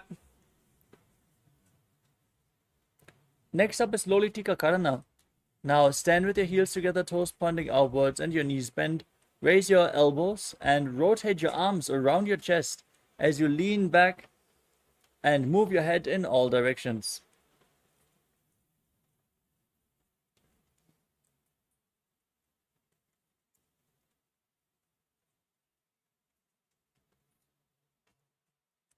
Next up is Sarapasana. Now tie your feet with a rope if you have a rope available and stand erect on the mat like a rod. Now place your hands on the thighs, keep your elbows close to your body as you visualize your Kundalini Devi rising and curling upwards around your body in Sarapasana. अथ सर्पासनं वक्षे वायुपानाय केवलं शरीरं दन्तपत्यष्टे दर्जुबद्धस्तु पादयोः.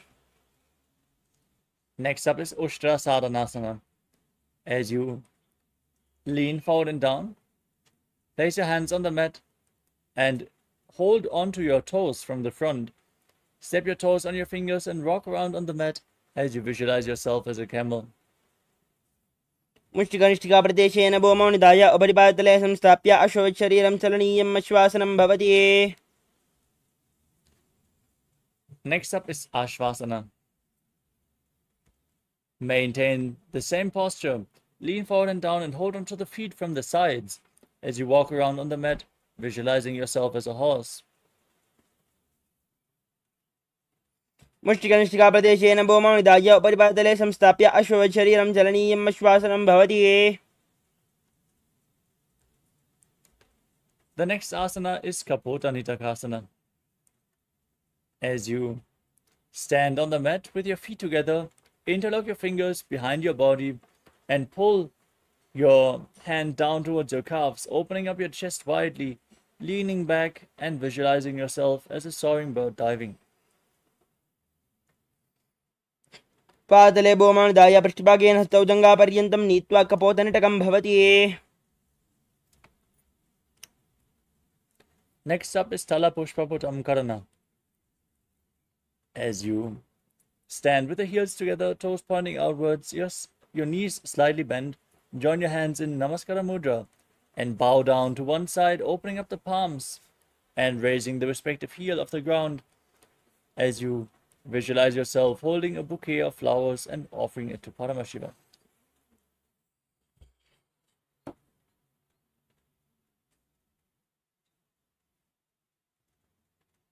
Next up is Khadgasana. Now, stand on the mat, visualize yourself as a rhinoceros and gaze to your nose. Then, lay down on your stomach, jump your feet up towards your hands and stand again, joining your hands in Namaskara Mudra in front, symbolizing the horn of the rhinoceros. नुजा सर्दमासनं कृत्वा पातलाभ्यो भूमिम् अवष्टभ्य उत्तिष्ठेत् खड्गासनं भवति. Next up is the Uttanottanam. You can hold weights if you want to intensify this asana. As you sit down all the way, and stand back up again and again, gaze to your nose and visualize Swamiji in your inner space as you calmly breathe in Sahadra Kumbhakam. पुनः पुनः उत्थातव्यम् आसितव्यम् इति उत्थानोत्थानं भवति.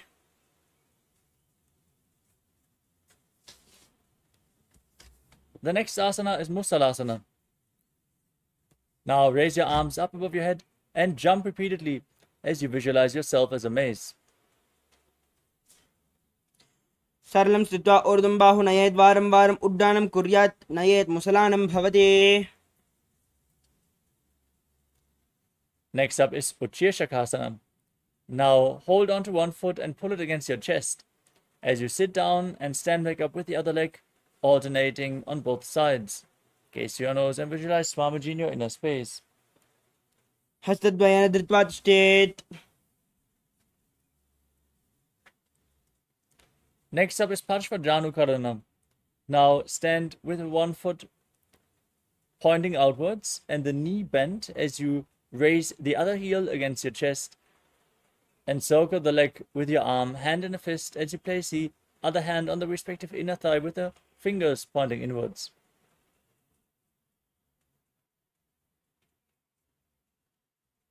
We move on to Tandavasana.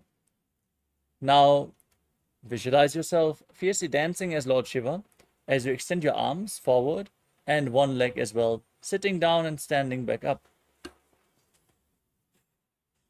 एकं पादं स्थातव्यं ताण्डवासनं भवति. Next up is Brahmanasana. Now place the sole of the left foot onto the inner right thigh as you keep your hands relaxed by the knees. Visualize Lord Brahma blessing you from within in Brahmanasana.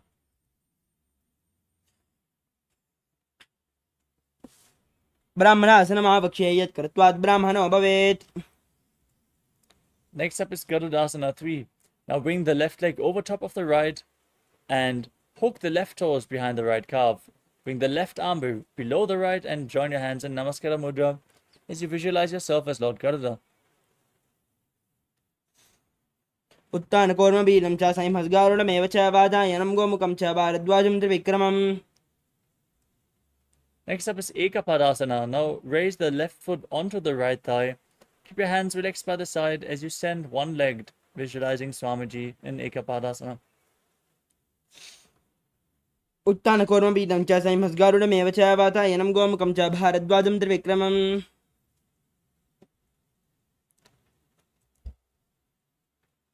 Next up is Dhruvasana, the Posa posture. Now hold on to the left big toe as you extend the leg out to the side. Rotate quickly on the standing leg as you visualize yourself as the North Poster in Dhruvasana. दक्षाग्रं वामपादस्य जङ्घोपरिनिधाय च. Now raise the left leg behind your neck if you can. Otherwise, you can pull it against your chest or cross it over your knee. Then stand tall on the mat. You can hold on to a solid object for balance if you need. As you then sit down and stand back up, visualizing Lord Vishnu blessing you from within into the Vikramasana. ग्रीवायां पादं संस्थाप्य स्थातव्यम् उत्थातव्यं त्रिविक्रमासनं भवति.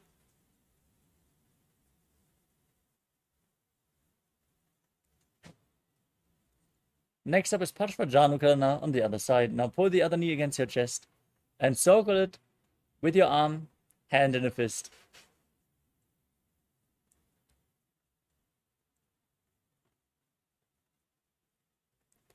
Now repeat Tandavasana on the other side. Extend your arms and the other leg. Sit down and stand back up as you fiercely dance as Lord Shiva. एकेन पादेन स्थातव्यं ताण्डवासनं भवति. Next up is Brahmanasana on the other side. Now place the right foot to the inner left thigh. Keep your hands relaxed by the side as you visualize Lord Brahma blessing you from within.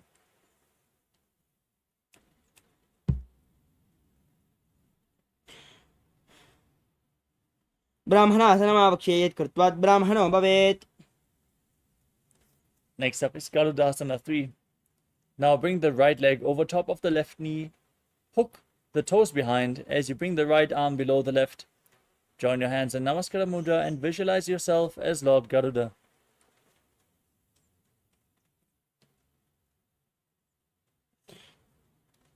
उत्तानगौरवपीडं च संहसगारुडमेव च वातायनं गोमुखं च भारद्वाजं त्रिविक्रमम्. Next up is Ekapadasana on the other side. Now place the right foot on the left thigh and keep your hands relaxed by the side as you visualize Swamiji in your inner space. दक्षाग्रं वामपादस्य जङ्गोपनिधाय च. Now hold on to the right big toe in Prana Mudra. Extend the leg out to the side and visualize yourself as the North Pole star as you quickly rotate on the standing leg in Dhruvasana. एकेन हस्तेन दण्डरूपस्य एकस्य पादस्याग्रं धृत्वा. Now bring the right leg behind your neck. Stand tall on the mat. Sit down and stand back up. Perform the 3 steps of Lord Vishnu in Trivikramasana as you visualize Lord Vishnu blessing you from within. एकेन पादेन स्थातव्यं तातव्यं ताण्डवासनं भवति. Next up is Samanaka Karana. Now stand erect on the mat. Keep your heels together, toes pointing outwards. The hands slightly extended away from your body, fingers pointing one by one in this neutral posture. After this intense sequence of asanas, let's get ready for the final 100 asanas of this sequence. Starting off with Gorak Anjali Asana. Now squat down and bring your arms in between the legs from the outside, interlocking the fingers in Padusha Mudra. And as you squat down all the way, bring the finger lock towards your navel and visualize the great sage Goraknath, founder of the Natha Yoga Hindu Sampradaya. As you breathe in Jivachala Kumbhaka, inhale all the way, hold your breath and move the retained prana freely within your system.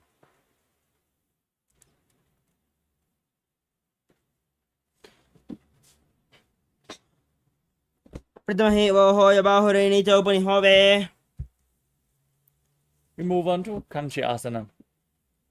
Now bring your arms in between the legs and interlock your fingers behind your butt as you visualize Swamiji in your inner space. पूर्वमध्यस्थस्थो निवेश्य तं धृत्वा. Next up is Bhairava Asana. Now squat down all the way and keep your heels close to the perineum. Then interlock your fingers behind as you gaze towards your navel and visualize Bhagavan Kala Bhairava, the Lord of Time.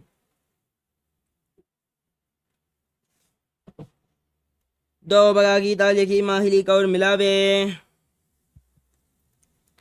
The next asana is Varahasana.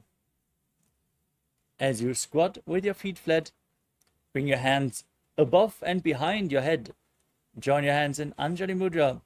Bring your elbows close to your head as you gaze to your nose and visualize yourself as Varaha, the boar avatar of Lord Vishnu.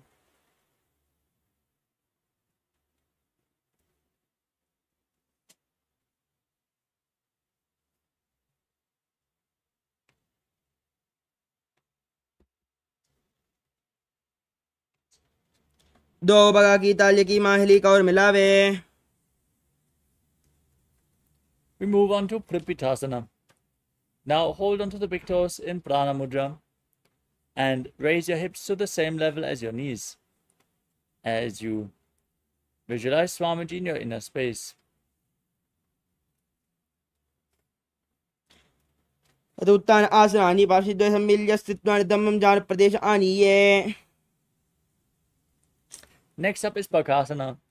Now place your hands flat on the mat and bring your knees onto your arms towards your armpits. Lean forward, find balance, lift your feet off the mat as you visualize yourself as a crow in Bakasana.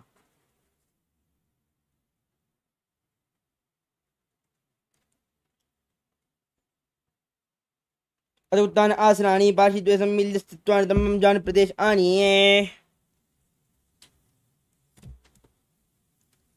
Next up is Sushtanga Kapalyasana. With your hands flat on the mat, your knees onto your arms,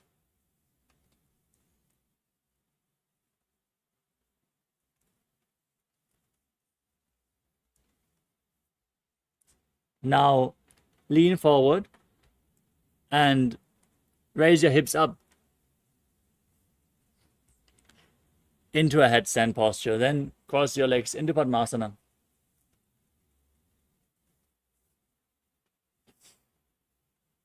आसने की गुण कपाल आठ होई.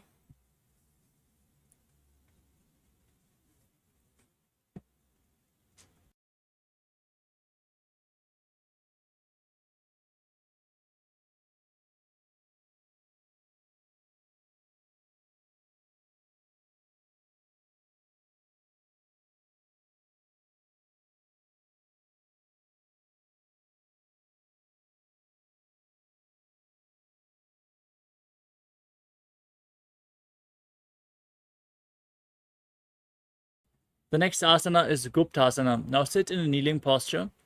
Keep your heels outside the hips and the toes touching behind your body as you rest your hands on the knees. Gaze to your nose and visualize you're sitting in the secret seat with Paramashiva and Guru.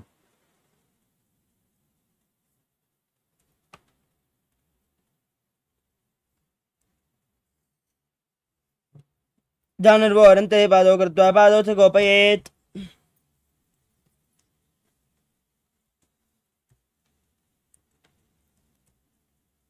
The next asana is Vrikshasana too.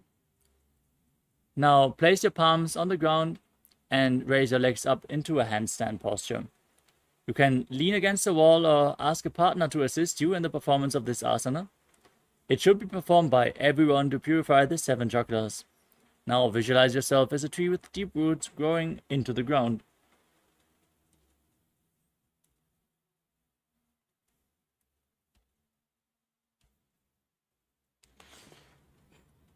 सप्तप्रक्षालनाय vrikshasana विशेषकान्.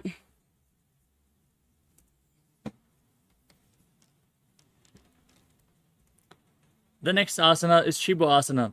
Maintain the handstand, gaze to your third eye and visualize tejas flowing to your third eye. दो बगजोई माहे गुल्ब मिलाएं. Gently lower your body down and place your hands flat on the ground, shoulder width apart. As you lower your body down and push it back up again and again,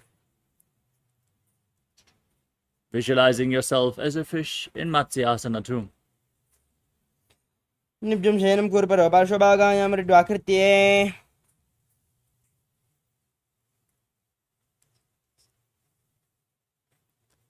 The next asana is Sarpasana too. As you lay on your stomach, now place your hands on the hips, raise your chest and move it from left to right as you visualize and move your body like a snake.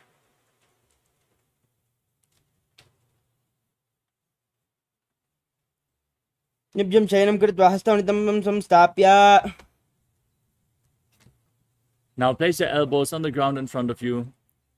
Bring your hands in Padma Mudra, the Lotus Mudra. Rest your chin on your hands and keep the toes pointing back as you feel self-supported and completely independent in Niralambanasana.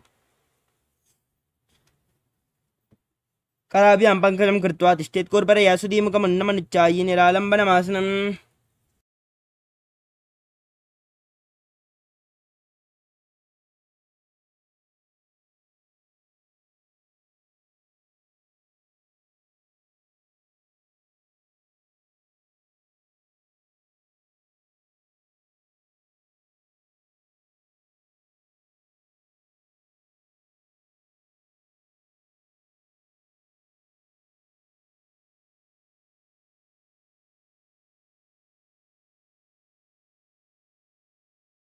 The next asana is Chaturasana, as you lay on your stomach. Now place your hands flat on the mat and bend your knees. Raise your feet up towards your upper back as you raise your chest by straightening your arms. Tilt your head back and visualize yourself as an umbrella protecting your guru from the sun rays. अर्ध्यासनमस्थित्वा हस्तलाभ्यां भूमिम् अवष्टभ्यमुन्नया चत्रासनं भवति. Next up is Vajrasana. Now sit with your feet flat on top of your heels. Lean forward and down as you extend your arms. Place your palms on the mat and your forehead on the ground as well. Gaze to your nose and visualize yourself as Vajra, the weapon of Indra, symbolizing your indestructibility. इदानीं गर्भिणीनां योगाभ्यासो यथा लघु सुखप्रसवलाभाय प्रोच्यते प्राक्तने पतिये. Next up is Meshasana. With your hands flat on the mat, raise your hips up into Gajasana and alternate striking the ground with your hands as you visualize yourself as powerful as a ram. गजासनं संस्थितौ एकैकं बाहुं भूमौ ताडयेत् मेषासनं भवति. Next up is Ajasana. From Gajasana, now raise your hips up and slowly lower your forehead down towards the ground as you visualize yourself as unborn, existing for all eternity. गजासनसंस्थितौ पादद्वयं मम तराळे कृत्य मस्तकेन भूमिं स्पृष्टा अजासनं भवति. We move on to Dhanantarasana. Now sit in a kneeling posture. Hold onto the big toes and pull them close towards your perineum. Then place your hands on your thighs or your knees. Gaze to your nose. Visualize Swamiji in your inner space. Breathe in Ujjayi Pranayama. Make an ocean-like sound with your mouth. Next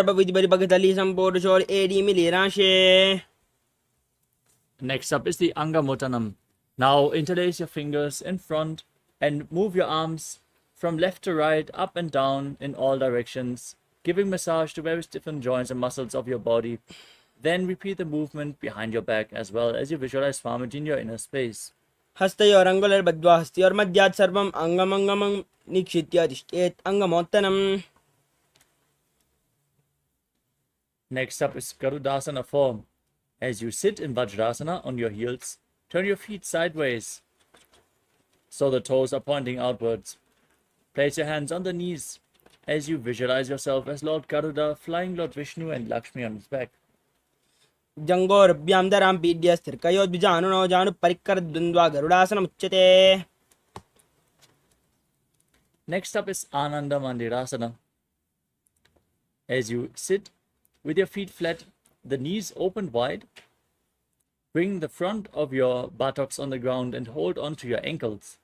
Gaze to your third eye and visualize yourself residing in the blissful space of a temple. अथ वक्षे वीरनाथ आनन्दमन्दिरासनं यत्कृत्वा अमनोधीरो भवत्येवेह साधकः अस्तयुग्मं पाददेशे पादयुग्मं प्रदापयेत्. Next up is Mandukasana 2. Now cross your feet behind and sit on your ankles as you place your hands underneath the knees.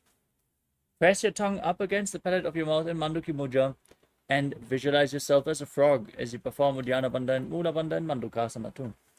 पृष्ठं सम्पीड्य गुल्पाभ्यां जान्वङ्गे सवलयाकृतिः हस्तौ पादतले क्षिप्तौ मण्डुकं पाददोषहृदे. Next up is Narasimhasana. As you tuck your toes and raise your heels, sit on the raised heels. Place the knees on the ground and place your palms on the mat in front of you with the thumbs touching. Gaze to the tip of your nose in Shambhavi Mudra. Stick your tongue out and exhale forcefully as you visualize Narasimha, the lion man avatar of Lord Vishnu in Narasimhasana. दो बनापान होय वेसे एडिमेल रघुनानि वेसे सुमशरीर नीकाट हेरावे NASA अग्दृष्टिकौल्यावे. Now rise up. Sit on raised heels with your knees wide apart. Cover your mouth with your hands and bring the thumbs underneath the teeth and close your mouth as you inhale through the right nostril and exhale through your mouth in Vishtaka Pranayama. Gaze to your nose.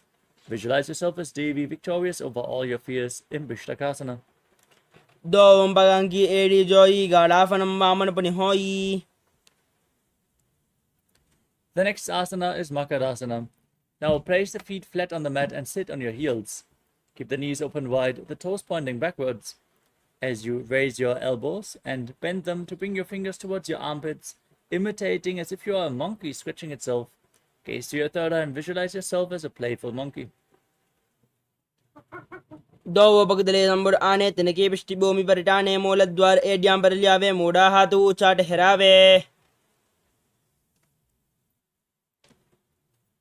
Next up is Vajrasangarasana. Now tuck the toes and bring the soles of the feet together as you open your knees wide and sit on raised heels.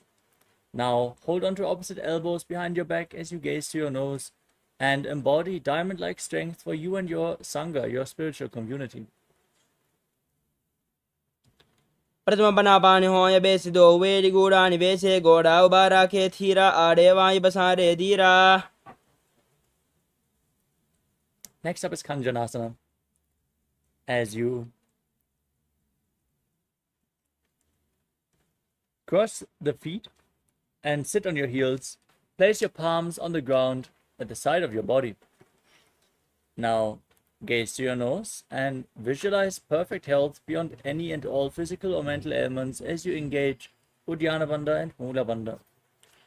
अञ्जनासनमावक्ष्ये यत् कृत्वा सुस्थिरो भवेत् पृष्ठे पादद्वयं बद्ध्वा स्तवभौमं प्रधारयेत् भूमौ हस्तद्वयं नात्वा पातयित्वा निलम्पयेत् पृष्ठे पादद्वयं बद्ध्वा कञ्जनाने जयी भवेत्. Maintain your feet in the same position. Place your hands on the knees, gaze to your nose, and make your upper body stiff like the shell of a turtle as you visualize yourself as a turtle with a stable body and mind to live for centuries in Kurmasana. गुल्बौद्ध विष्णुस्यादौ उत्क्रमेण समाहितौ ऊर्जुकायशिरोग्रीवं कूर्मासनमिति ऋतम्. Next up is Yogasana. Maintain the same posture, relax your upper back and neck, gaze to your nose, and visualize Swamiji as you breathe in Ujjayi Pranayama in Yogasana.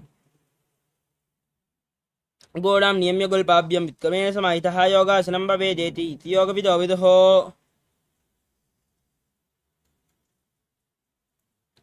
Next up is Vijrogasana. Now stand on your knees and cross your feet behind, bringing the feet near the opposite knees. Now hold your calves with your fingers inside and the thumbs outside as you gaze up towards your third eye. Visualize a space of eternal oneness, Advaita, with your Guru. गोडां वामनो अबोहोयि गोडा आधारा खेदोय दत्पाद की पानी रहावे पनव्वाम गोडा दिग्ल्यावे. Next up is Ushtrasana 2. Standing on your knees with the top of the feet flat on the ground. Then hold on to your heels and lean backwards, pushing your hips forward. Tilt your head back and visualize yourself as a camel. मेरुदण्डग्रन्थिदाढ्य संविपादे शुष्मान् कपोतोष्ट्रासनाभ्यासं कुर्यान्मितहितासनः. Next up is Jatyasana 2. With your feet flat, hold onto the soles of the feet and lean backwards, placing your elbows and the back of your head on the mat. Now, gaze to your nose and visualize yourself as a lotus blooming. दो AD संबुड करे सोले मूलद्वारि दरिदरे. Next up is Viratasana. From the same position, place your back on the mat and raise back up again and again. You can use the support of your feet, of your hands if needed, as you gaze to your nose and visualize the healing and liberation of all causal, subtle forms of your body. जंगाप्ति भूमौ निधाय जंगोरुभं ऊरुनि संस्थाप्य पृष्ठिवं संवारं बालं स्पृशेत् विराटासनं भवति. The next asana is Kapotasana. From the same posture, now lean backwards and raise your hands over top of the respective shoulders, bringing the forearms on the mat behind you. As you then bring your head in between the feet if you can. Lean back as far as possible as you visualize yourself as a beautiful dove. मेरुदण्डग्रन्थिदाढ्य संविपादे शुष्मान् कपोतोष्ट्रासनाभ्यासं कुर्यान्मितहितासनः. Next up is Varasana. Now raise back up and stand on your knees with the toes tucked and hold on to opposite elbows with your hands as you gaze to your nose. This is the boon fulfilling posture. Receive your boon from Paramashiva. As you visualize Paramashiva, internally chant Om Nithyananda Paramashivoham. जानने भूमौ संस्थाप्य हस्ताभ्यां बाहु परस्परं धृत्वा सरलं तिष्ठेत् वरासनं भवति ये. Next up is Varahasana 2. With your toes tucked, place your perineum on the raised heels and place your forearms on the ground in front of you. Rest your face on your hands as you visualize yourself as Varaha, the boar avatar of Lord Vishnu. सूर्यं चन्द्रं वेदनानि कथयन्ते कूर्परो भूमौ स्थापयित्वा.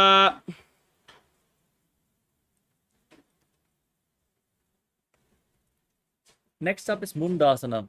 From the kneeling posture, place your forearms on the ground, elbows shoulder width apart. As you interlock your fingers, place your head on the mat and support it with your hands. As you gaze to your nose and raise your legs up into a handstand posture. Visualize yourself as a lob tree as you breathe in Sahadra Kumbhaka. अधोमुण्डासनं भक्षे सर्वेषां प्राणिनां सुखम् ऊर्ध्वमार्गे पदे दत्त्वा धारयन् मारुतं सिद्धिः. Next up is Andhasana. From a kneeling posture, with your feet flat, lean forward and bring your head in between the knees. Hold your head with both hands, elbows outside the knees.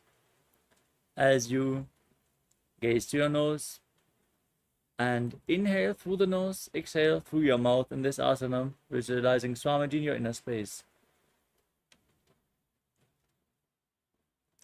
पद्मभगतली समट हरावे कोरमा हिरे उभय मिलावे पनापानी हुकड़ करबे से दो very गूढ़ा निवेशे. Next up is Viparita Shalabhasana. Now lay down on your stomach. Hold weights if you want to intensify this asana as you bring your arms up above your head and then raise your legs and chest and arms off the mat, visualizing yourself as a locust. शलभासन वेदास्यानद बेरुण्ड नामके गन्ध बेरुण्ड शैते शीर्षदण्डासनं तदा. The next asana is Kapalasana. As you lay on your stomach, now bring your hands flat next to your hips, place your forehead on the ground and raise your legs up. Visualize a skull representing the mind with purified thoughts and a strong will to attain enlightenment in Kapalasana, the skull posture. कपालं भूमौ निधाय ऊर्ध्वं पादौ नयेत् कपालासनं भवति.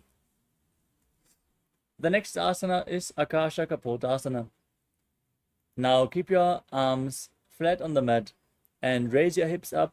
Bring your feet over top of your head and place them on the ground in front of your face as you visualize yourself as a free and open dove. उच्छ्वासने स्थित्वा चरणौ भूमेरुत्थाप्य मस्तकोपरि नीत्वा पृष्ठपादेशेन भूमौ स्थापयेत् आकाशकपोतं भवति. Next up is Chatakasana. Now sit in a kneeling posture and lean forward and down, placing your forearms on the mat. Be sturdy and visualize yourself as a sparrow. पूर्वरापर्यन्तौ हस्तौ धरामौष्टिभ्यजानुनी नाभौ सङ्कुच्य तिष्ठेतं चरकासनं भवति. The next asana is Vrishchikasana 2. With your forearms on the ground, now raise your hips and then kick your legs up, bringing your feet over top of your body. Try to touch your head with your feet if you can, as you visualize yourself as a scorpion. यस्यैव पुच्छः प्रतिमाङ्घ्रिपार्श्वे धृत्वा शीर्षे चुबकं विदार्य कौ यत्रेति सन्तिष्ठति साधकस्त्वं विशापहं वृश्चिकसंयमासनम्. We move on to Vrishasana. Now sit on the right heel as you keep the left foot outside the hip. Place your hands in front of your knees and visualize yourself as a bull as you gaze in Vaishnavi Mudra, gazing outwards but not focusing on any external object. Inhale forcefully through your nose, hold your breath, and then slowly exhale again through the nose in Antaranga Kumbhaka.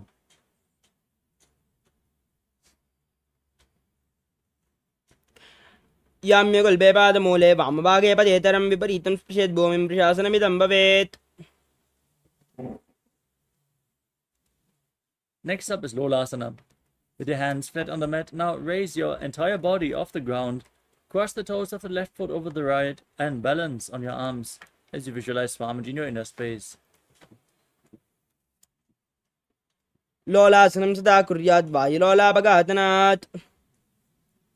Now straight, place your perineum on the left heel with the right foot outside the hip, toes pointing to the side as you visualize yourself as a bull in Vrishasana, the bull posture on the other side. याम्यगुल्बे पादमूले वामभागे पदेतरं विपरीतं स्पृशेत् भूमिं प्रशासनमिदं भवेत्. Next up is Bala Gunasana. Now tuck the toes of the left foot and sit on the raised left heel as you place the right foot flat on the mat in front with a knee raised against your chest. Place your hands on the knees and visualize Bala Gunahai, one of the 84 siddhas in your inner space. आसनगाओगण जलविकार जाइए.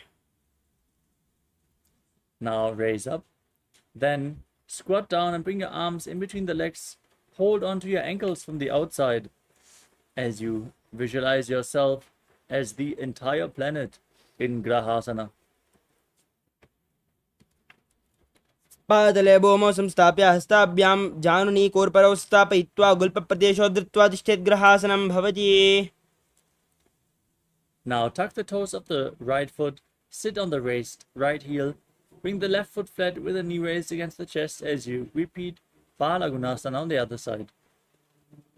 आसनगाओगण जलविकार जायि. Next up is Utkatasana. Now tuck the toes of both the feet and sit on the raised heels. Keep your knees lifted off the ground. Place your hands on the knees, holding onto weights if you want to intensify this asana. As you visualize Swamiji in your inner space, keep breathing in Antaranga Kumbhaka. आसनगाओगण जलविकार जायि. Next up is Vajrasangarasana 2. As you sit with the soles of the feet together on raised heels, keep your knees wide apart and hold onto opposite elbows behind your back. Visualize Swamiji in your inner space and perform the Mula Bandha. प्रथम बनापानि होय जैसे दो where गोड़ा निवेशे गोड़ा उबारा खेथिया आड़े Y पसारे धीरा. Next up is Anilasana. Now place your palms on the ground and step your heels onto your hands. As you squat down all the way, keep your arms straight, gaze to your nose and visualize you are able to live off of air alone. दो हाथ भूमि पर जाने कहुनी जाड़ियां भी लगाने. Next up is Padukasana. Now stand up and place your hands on the ground in front of you with the fingers pointing towards your body. Step your feet onto your fingers and wrap your hands around the feet like shoes. Then walk around on the mat, visualizing yourself wearing padukas and walking across India. दो हाथ भूमि पर जाने कहुनी जाड़ियां भी लगाने. Next up is Kukkutoddanasana. As you place your hands flat on the mat, kick your legs up and let them fall back down again and again, visualizing yourself as a rooster. हस्ततलयोः पादतले कृत्वा तिष्ठेत् गच्छेत् पादुकासनं भवति. The next asana is Viparita Nrityasana. As you keep your hands flat on the ground, raise your legs up and move around on two hands, dancing. Feel yourself become free of all inhibitions.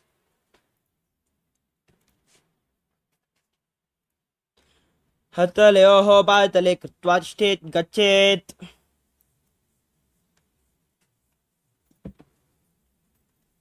Next up is Kunjarasana. As you stand on the mat, bring your feet apart and place one palm flat on the mat as you raise the other hand towards your head. visualize Swamiji in your inner space. Breathe calmly through your nose in Sahajra Kumbhaka. अथ वक्षे महादेव कुञ्जरासनमुत्तमं करेण ऐकेन पादाभ्यां भूमौतिष्ठेत् शिरः करः. Now place the other hand on the mat. Repeat Kunjarasana on the other side. अथ वक्षे महादेव कुञ्जरासनमुत्तमं करेण ऐकेन पादाभ्यां भूमौतिष्ठेत् शिरः करः. Next up is Kadambasana. Now squat down all the way and hold onto your ankles. As you raise your feet off the mat, visualize yourself as a Kadamba tree, a pious tree that promotes a long life. पार्श्वेभ्यां भूमिम् अवष्टभ्य हस्तद्वयेन गुल्पा धृत्वा तिष्ठेत् कादम्ब भवति. Next up is Pavana Muktasana. Now sit with your feet flat in front of you and pull opposite knees against your chest with your hands as you visualize any excess vata being released from or balanced within your system. द्वयोस्तु पादयोः पाणिं लात्वा स्वस्वनितम्बके जानुनी वक्षसि साधुर्बभ्रतीकरबन्धनैः. The next asana is Chakorasana.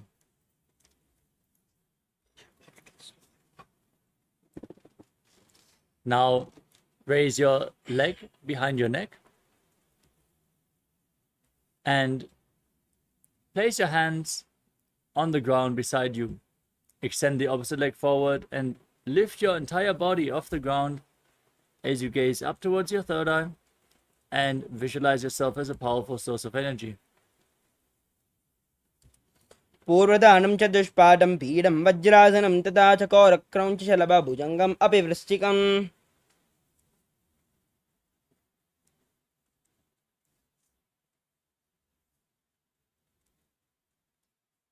We move on to Dhanurasana 2. As you keep the leg extended forward and the other foot bent, hold on to the big toes in Prana Mudra with the respective hands.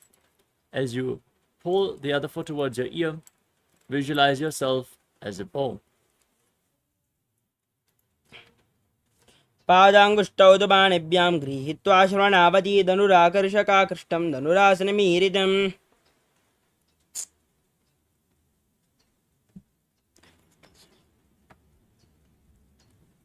The next asana is Ashtavakrasana. Now bring the left foot over top of the left shoulder and hook the right foot over top of the left foot. Now extend the legs out to the side and lean forward. As you balance on your arms, visualize yourself as a flying crane. वासिष्ठमतकौण्डिन्यम् ऊर्ध्वककुटमेव च अष्टावक्रमतोत्थानं मयूरं सेतुबन्धनम्.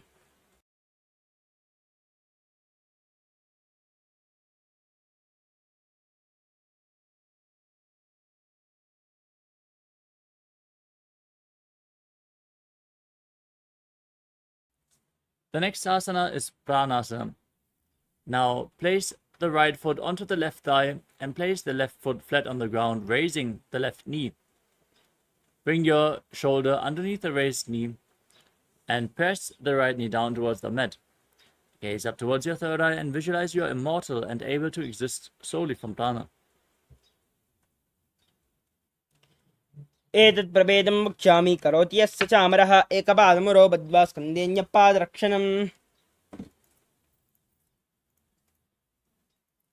Next up is Parshvamatsindrasana. Now place the right foot at the outside of the left hip and step the left foot over top of the right knee.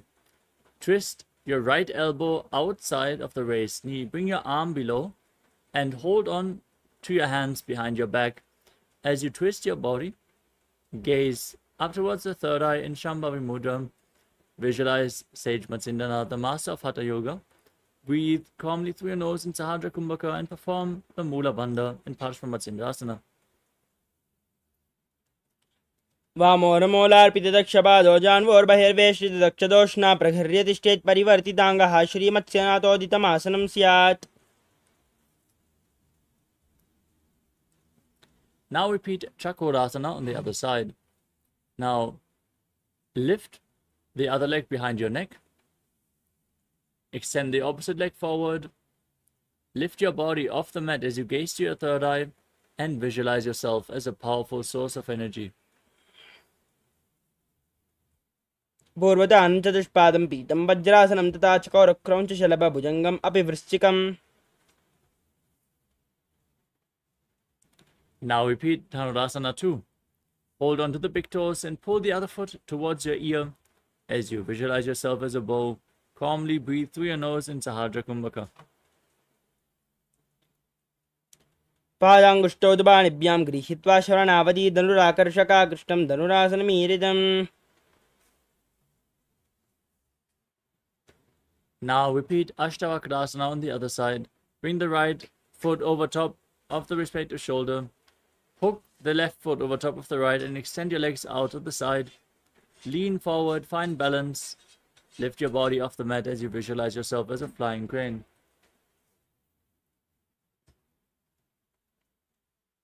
वासिष्ठमतकौण्डिन्यं मूर्धकुक्कुटमेव च. The next asana is Pranasana on the other side. Now, place the left foot on the right thigh, the right foot flat, knee raised, bring the right shoulder underneath the knee. Press the left knee to the mat and gaze to your third eye as you visualize you are immortal and able to exist solely from prana. एतत् प्रभेदं वक्ष्यामि करोति यस्य चामरः एकपादमुरो बद्ध्वा स्कन्धेऽन्यपादरक्षणम्. Next up is Parshvamatsyandasana on the other side. Now, place the left heel at the right hip and step the right foot over top of the left knee. Twist your body around the raised knee and bring the arm below the raised knee. Interlock your fingers behind your back as you gaze up towards your third eye and visualize Sage Matsyandana, the master of Hatha Yoga. वामोर्मूलार्पितदक्षपादो जान्वोर्बहिर्वेष्टितदक्षदोष्णा प्रहगर्ह्यतिष्ठेत् श्रियमत्स्यनाथोदितमासनं स्यात्.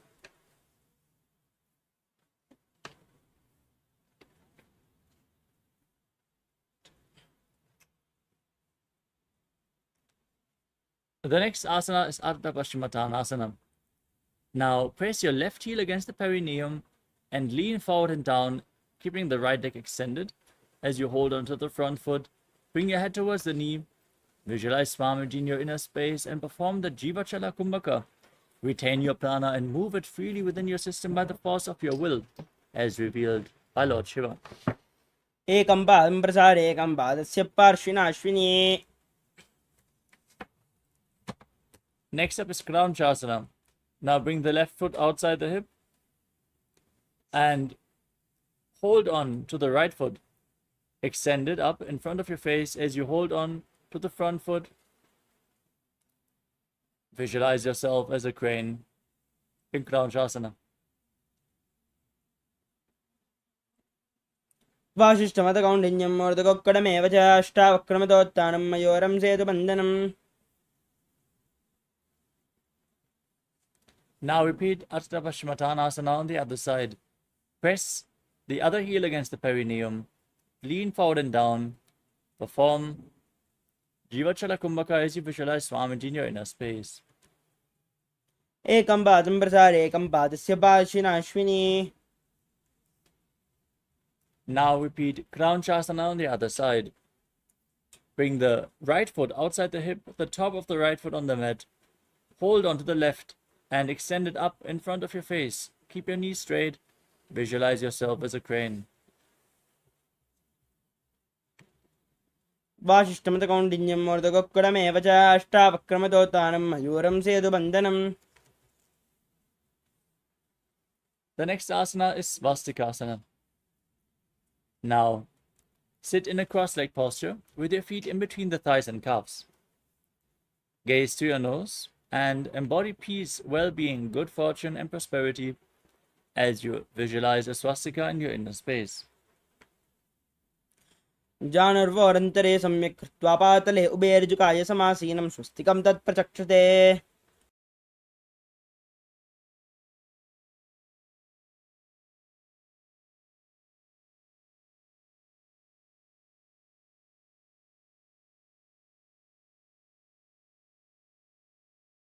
Next up is Gorakshasana. From the same posture, now cover your heels with your respective hands. As you gaze to your nose, visualize the great sage Goraknath, founder of the Natha Yoga Hindu Sampradaya, and perform Jalandhara Bandha and Mula Bandha. Tuck your chin to the chest. Contract the perineal floor in Gorakshasana.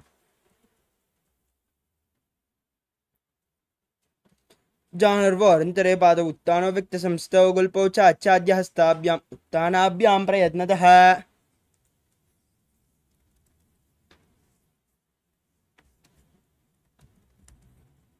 Next up is Bhagasana 2. Now press your left heel against the perineum and place the right foot onto the left thigh. Gaze to your third eye. Visualize Swamiji meditate on Arihanta, the Lord, the Enlightened One. As you get ready to enter Shanmukhi Mudra, inhale all the way. And then close your lips with little and ring fingers, the nostrils with the middle fingers, the eyes with the index fingers, and your ears with your thumbs. वामपार्श्वगुणं संस्थाप्य दक्षाग्रं वामजगने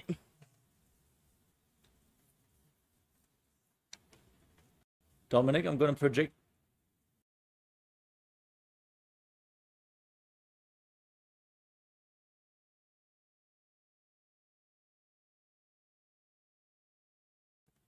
The next asana is Yogasana 2. Now place your feet onto the knees and keep your hands next to your body on the mat with the palms facing up. Gaze to your nose as you visualize Swamiji in your inner space. Roll up your tongue and stick it out. Inhale through the rolled up tongue in Kakachancha Kumbhaka. As you perform the Mula Bandha, visualize Swamiji in your inner space. उत्तानौ चरणौ कृत्वा संस्थाप्य उपरिजानुनौ आसनौ उपरि संस्थाप्य चोत्तानं करयुग्मकम्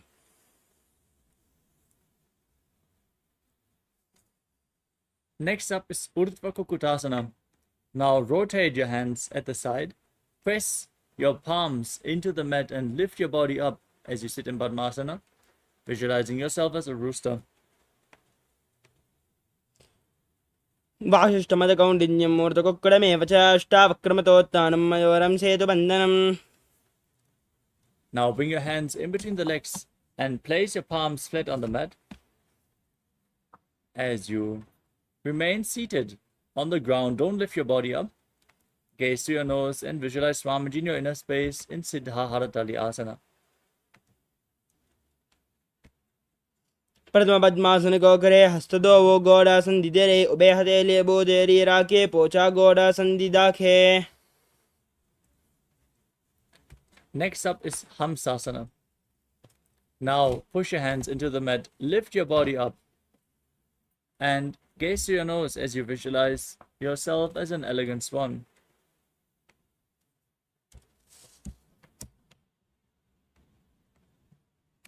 कुक्कुडासन स्थित्वा स्कन्दपर्यन्तम् ऊरुन् नीत्वा तिष्ठेथं सासनं भवति. Next up is Karmukasana. As you sit in Padmasana, now bring your hands in between the legs and push them behind your body, leaning forward and placing your forehead on the ground as you interlock your fingers in Parashamudra and rest them on the ground behind you. Visualize yourself as Pinaka, Lord Shiva's bow. प्रथम पद्मासन गोकरे गोडासन दिमाहि करिदरे तरापहारी दुसारी करे दोवो आने कोन्या उपरि समदिले ठाने. Next up is Kurmasana 2.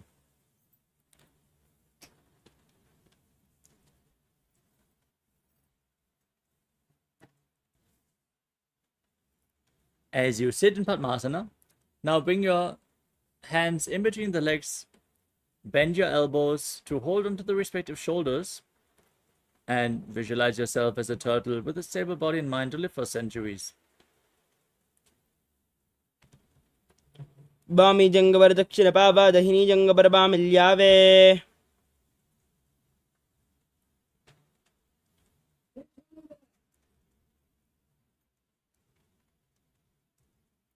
From the same posture, now tuck your chin to the chest, gaze to your nose, and rejoice knowing you're sitting in Shiva's secret knot posture, Granthi Bedasana. अथ वक्षे नीलकण्ठ ग्रन्थिभेदासनं शुभं न्यत्वा रुद्रोपवेक् क्षिप्रं सूक्ष्मवायुनिषेवनात् कृत्वा पद्मासनं मन्त्रे अङ्गुष्ठजङ्गयो हृदये करौ कोर्परो पर्यन्तं वेदे स्कन्धधारणम्. Now roll onto your back from the same posture. Keep your legs in Padmasana and hold onto the respective shoulders with your arms in between the legs as you gaze through your nose and embody a turtle laying on its back in Uttana Kurmasana. कुक्कुडासनबन्धस्थं कराभ्यां धृतकन्दरं पीठं कूर्मवदुत्थानम् एतदुत्थानकूर्मकम्. Now sit back up into Padmasana as you bring your arms in between the legs, placing one palm flat on the mat, holding its wrist with the other hand, and then lifting your entire body off the ground as you visualize yourself as a rooster in Pangu Kukkutasana. कुक्कुडासनवच्चित्वा एकेन हस्तेन अन्यस्यामनिबन्धं धृत्वा हस्ततलेन भूमिम् अवष्टभ्य तिष्ठेत् पङ्गुकुक्कुटं भवति.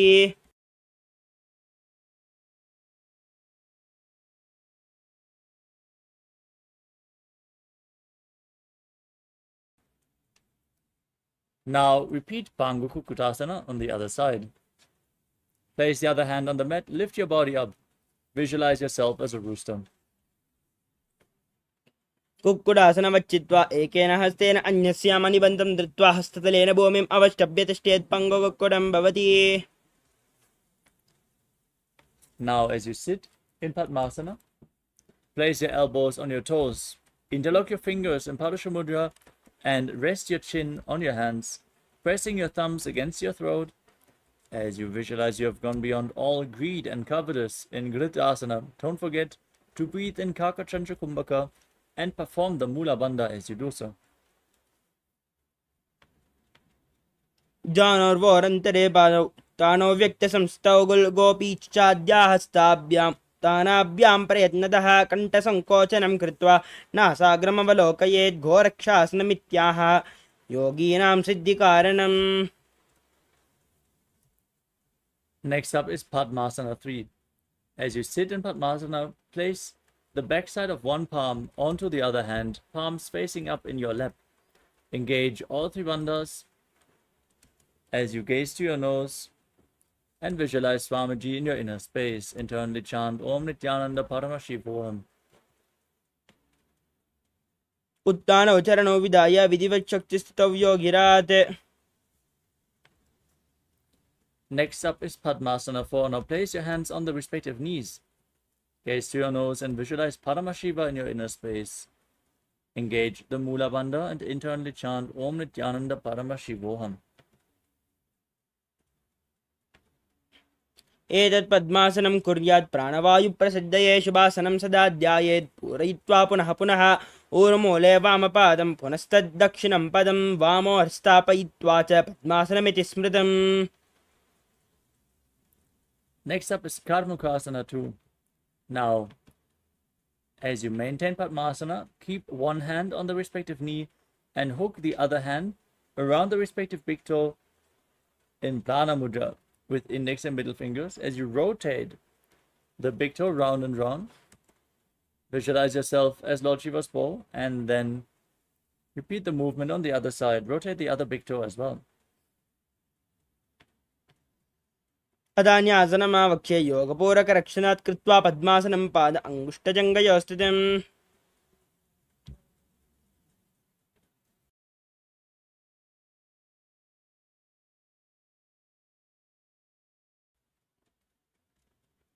Next up is Karmukasana 3. As you sit in Padmasana, now cross your arms behind your back and hold on to the big toes in Prana Mudra. Gaze at the tip of your nose. Visualize yourself as Lord Shiva's bow as you engage all three bandhas.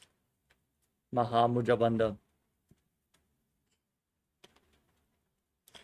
कर्मुकासनमाक्षित्य उदरे पूरयेत् सुखं तदा वायुर्वसो याति कालेन सूक्ष्मवायुना.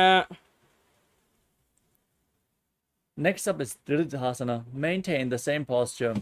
Raise your chest. Gaze up to your third eye. And visualize you are the action of Paramashiva's third eye, destroying anything you come across.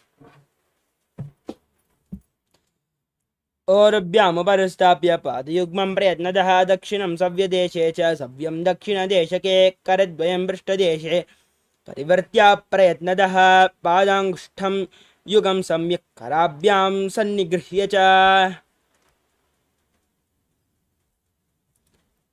Next up is Nagradasana.